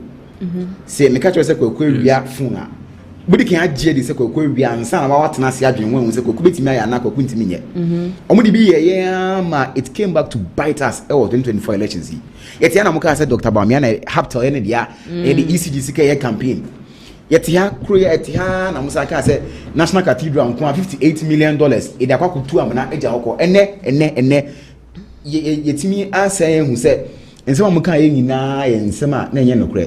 Do what? Felix, so for so quite there is more to the 50 something to 90 recognized. No, the 58 yes 8 million now. International 80 there ring now 98 to 90 something. Oh, yeah. Mobile ben mu afi the what ensure dey a year ba say MPP from afi. Na sky G na sky MPP aban de ye na no press de o kan so mo de bia o mo de no they said that omo na aba no say oh ya audit but ye ne wa ban mu we have the figures, we have the enkrata na mu de jayen, we do our internal investigations. Ye ne who say no, we actually incurred more losses on this National Cathedral than we expected, than we projected, than we estimated. Yeah, by a fair who say no. 58 in the calculations near the time I position. It is even more than that. And the KP. And as I say, I only say contrast now with the amount of cathedral as I say I stolen. We will still have to pay that amount. We will still have to pay that contract to terminate that contract. We will have to pay guy me say me kind di. Ma buy was so guy na NPP for so yes we mo Wamo ebechen and you also gave him a contract. Me kai guy nidin. Na NPP for tabo nidin pass a mobile with wama states nabo kantino. NPP for so or NDC ni wamo man contracts any idea na nido me refi ni me kai nidi ya meka. Achana. NDC time before they lost the 2016 election, na NPP before Taka said, Wamoba, Sikebiara, a warm hobiano, they are going to make sure they arrest the guy. And what you are saying about this whole national cathedral, they say, one of the contracts, ama woman, mobile, you people have to pay whatever money biara mashibiano. It was the same thing. I forgotten when I remember the guy's name. I'm going to. But let you know. we have a new plan for the cathedral. Yes, you draw a new plan, and we want, instead of a cathedral, no day, we feel that there is something else we can do with that huge piece of land. I mean, say more president, your president, the promises say, or see cathedral. I mean, I thought so. No one sika. Yes. By the end of the day, it ended up that it was state money. Oh yes, so a creative arts, center to boost tourism and Okay, yeah, fourth topic for discussion: criminal justice system. Pioneer Paul Adom Ocho Mox OSP after release. Let's be frank. Yemfa party sementon chain. Do we think say special prosecutor or Juma? Any of you can answer. Juma the way be name of Juma born in oil. Juma born. Me say say Juma from said. I say Juma born in oil. Okay. Say what Juma pa. Anyway, Juma Bonnie. Juma Bonnie in oil. Say, we are Juma out of bootlegging and I say Siko Fansa. Ope say, we are the Obetimi Bia, the proving, say, Ubetinia in Tiema on Kawa. From and to order. Mr. Kiseja being yet gang. Adiwi. The Americans say, if you have power, you should wield it with caution. Also, one more demon more in our boat to me by. So to me, free on sir. It was a one time I heard door pa and Cassimi was coming red or me was come what. Oh, him, one who hear him, and I'll be more a door for Ankasangasa. And this is Kiseja be feel say, or yet the obey me be say, or they be please John Dramani Mahama, His Excellency, the President of Ghana, and the entourage there, and they want to know him. On tina honum enye den ya obekọ na chief justice Mpokra mbo ya chief justice Krambo no oye the front line lead for the judiciary arm of government Krambo no. She has been booted out na nkampeze Kiseja bi a special prosecutor Krambo de oye nchine kra say be why rem enti onsusu nye adwuma se or the please nipa on sunya adwuma se or the please nipa nyama oye nyina da na dipefe say politically he's been motivated to do things to perpetuate himself so tina honom che ade no so de oye dey abeko kwa na obeko onka hoda ye de obekra mba ko fa osono kosu abra obeko until he shouldn't be partial in his dealings as special prosecutor with the remaining time he has left. And also there. Okay. Do you think special prosecutor best saw your man penny and said they be maintaining an? Oh, I can't really say anything about it. But from his action, he was appointed under by previous government. Yeah. So I feel that ideally he would just be doing things in their favor. But he's actually trying to, should I say he's trying to be neutral, he's neutral, but almost he's pleasing Mahama. See the opposite of you in the time soon you say time they are some extra time. I think waiting 4 years or 3 years. And this I'm found 4 years and 3 years. Ne time soon you who say Jomama tenas ne assessing worker. You who say obeto aso and say between or no any the former Martinamidu why na wo no beka say Obejuma and our Obejuma. I say, when no, I say both sides Bonichi, NDC and Bonichi, NPP so Bonichi. But Martinamedu, I don't know. But I think he was coming from your side. So I can't really tell though. Okay. I can't really tell. But all the same, me the say, Obi Awaye Biano, bring him to book, irrespective of party. The time so I will assess his work near who say but doing it in so no na sebi would nyansa ne adwen so ato ho kakra Me mom dear, me amity mom dear, so Senkai, Excellency John Dramani Mahama, ATM and Menim Yapa, Casabranton, ye free. Frankly speaking, I did on my men by 2 say fam. I personally feel say, on ye BBI, points now, Mahama, who say the modern boy so here. I'm sure Mama. I didn't want my secret, but they also no. And even now, what shot? All he's doing is press conference, I say MPP. and just like how MPs behaving in Parliament House, each and every day be a press conference. But who say press conference? There, who you not say baby Papa be free mwaba, but mon card the Papa be a make us say special prosecutor. Why yeah, baby Papa be a free mwaba.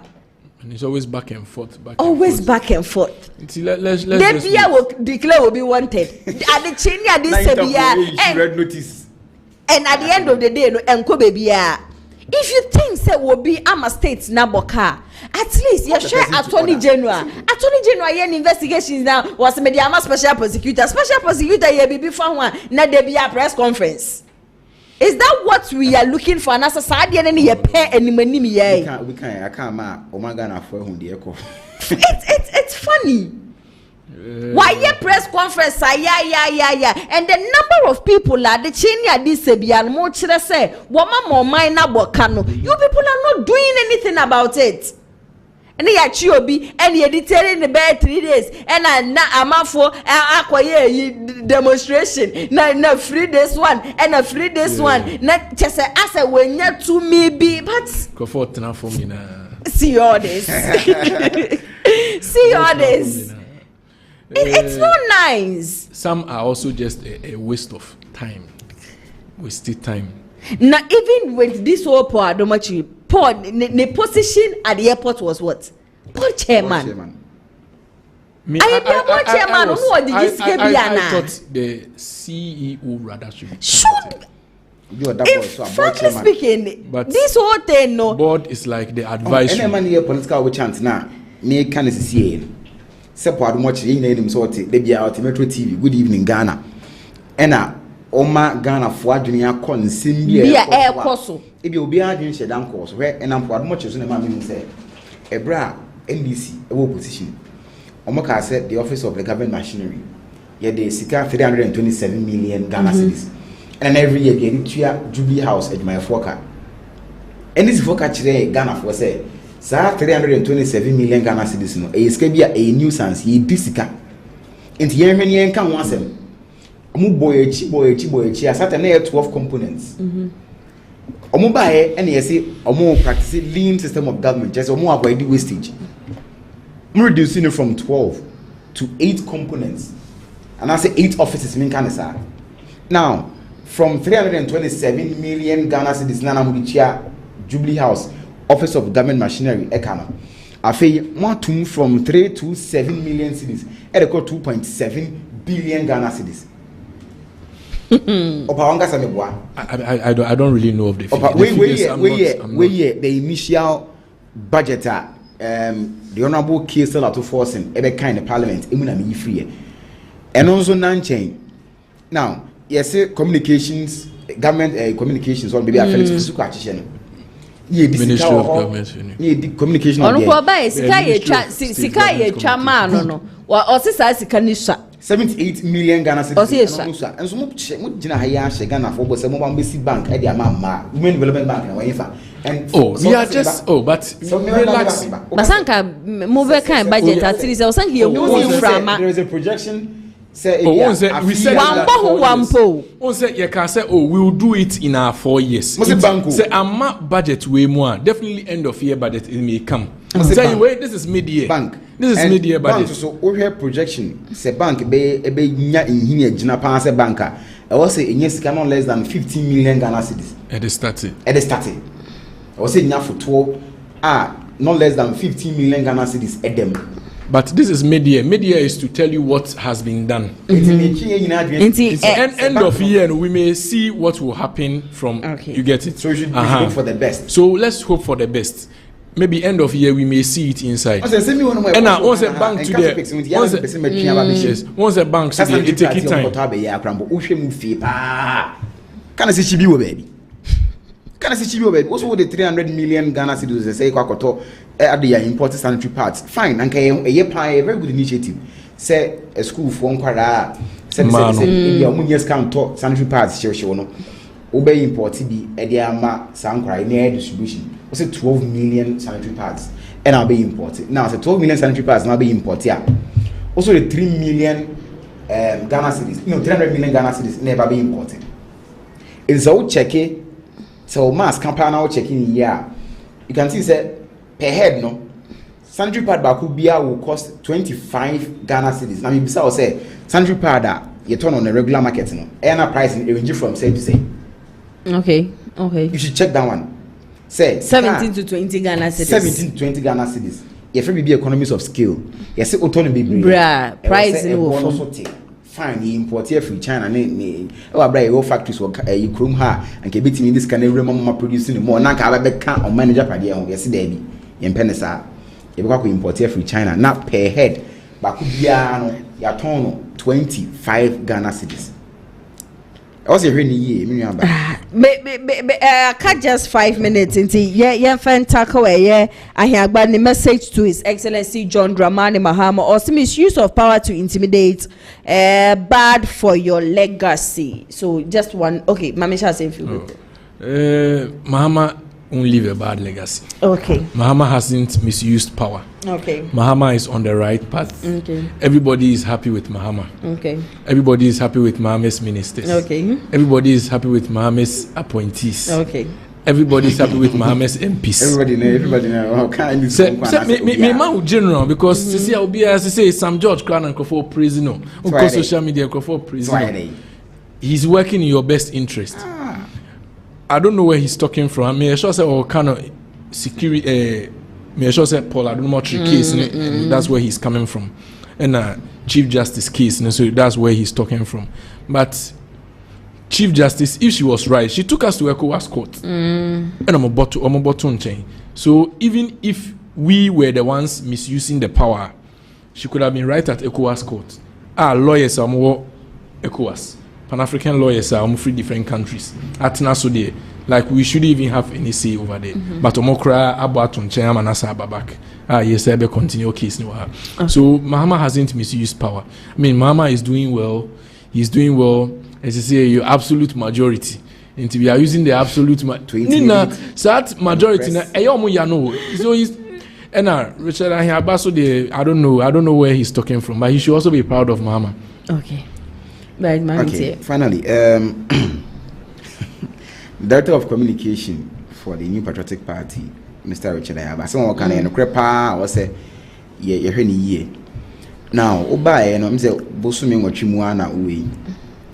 We've had several instances that Rambo style, ya boy will be fee, ya yesi. Ni now into me, Cassabi.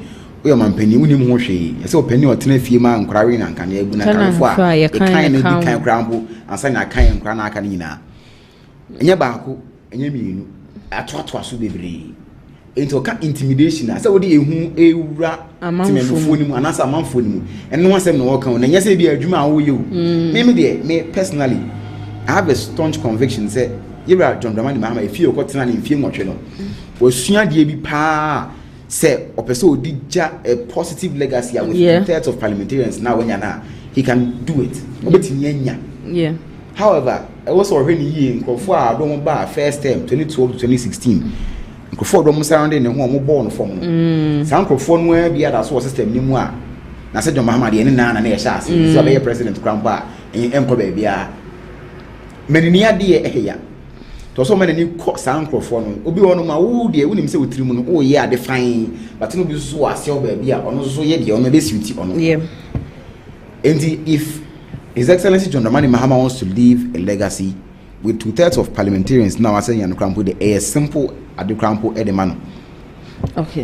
Okay, Meda Munina Asiye Papa, and I think, sir, with this whole issue, the men some can say, Yenim say His Excellency John Dramani Mahama or trying the best, say Obeja Dimpa, sa edin a wo ja ye 2016 ne de na enye na enye intini waba back no just ja or trying the possible best but enkrofo no metwa ne ho ehia no wanye careful as enkrofo ni bi ebetumi at say ni din obi tie nipa ba ko pa special prosecutor sa brante na just we twa ne ho ehia no wanye careful na so when you ka ubi enti obetumi kura yi ne firi ho no sisia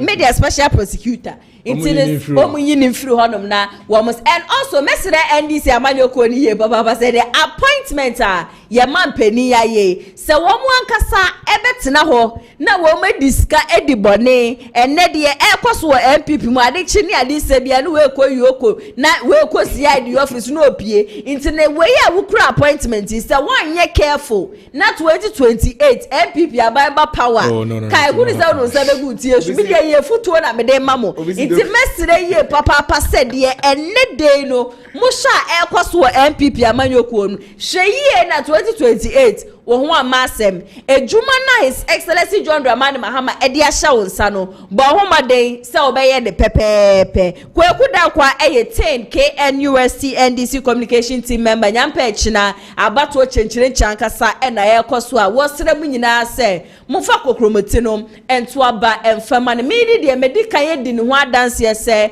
abrantie me I have known him for some time and then trust me he is very good and I know say mu electing na 2028 obebo ejuma edi ama NDC munya electing mpebusu ogusu a wo ejuma how much more say mu electing no so that number 1 me pa cho kora akoto aba na ase ho ne forget obia na fa kokromoti no etim so ema kweku dankwa ema me bright quarten so de one de wabo na juma wie ja KSTU NPP communication team member so test con president in fact wabo ejuma de nipa be ya na aye so no de wanya de just was say we be ati nipa bi we deserve bi am to abama na he is ever ready say obe handle over ede ama wo mo medam nyina se metonsa Ephraim neja mutumi ebeka me ho agese de ekoso wo man Ghana ne atwetwe nkobo mo so amohwa here from start ebesi sabe comment ahodra eba nice one sister, your introduction is very long. Get on with the story.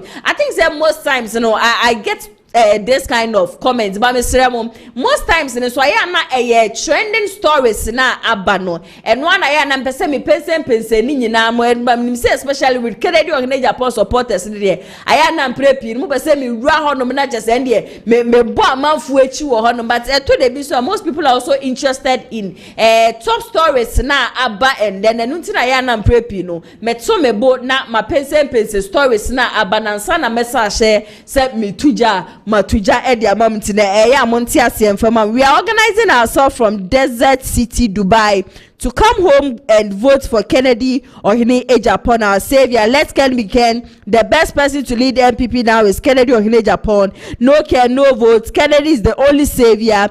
David, what she was doing isn't part of intro. Okay, so this is a response to a comment Hodra. Just say by next year pulls no eto honum. Brian Agyapong enya 7%, to Dr. Baumia 7%.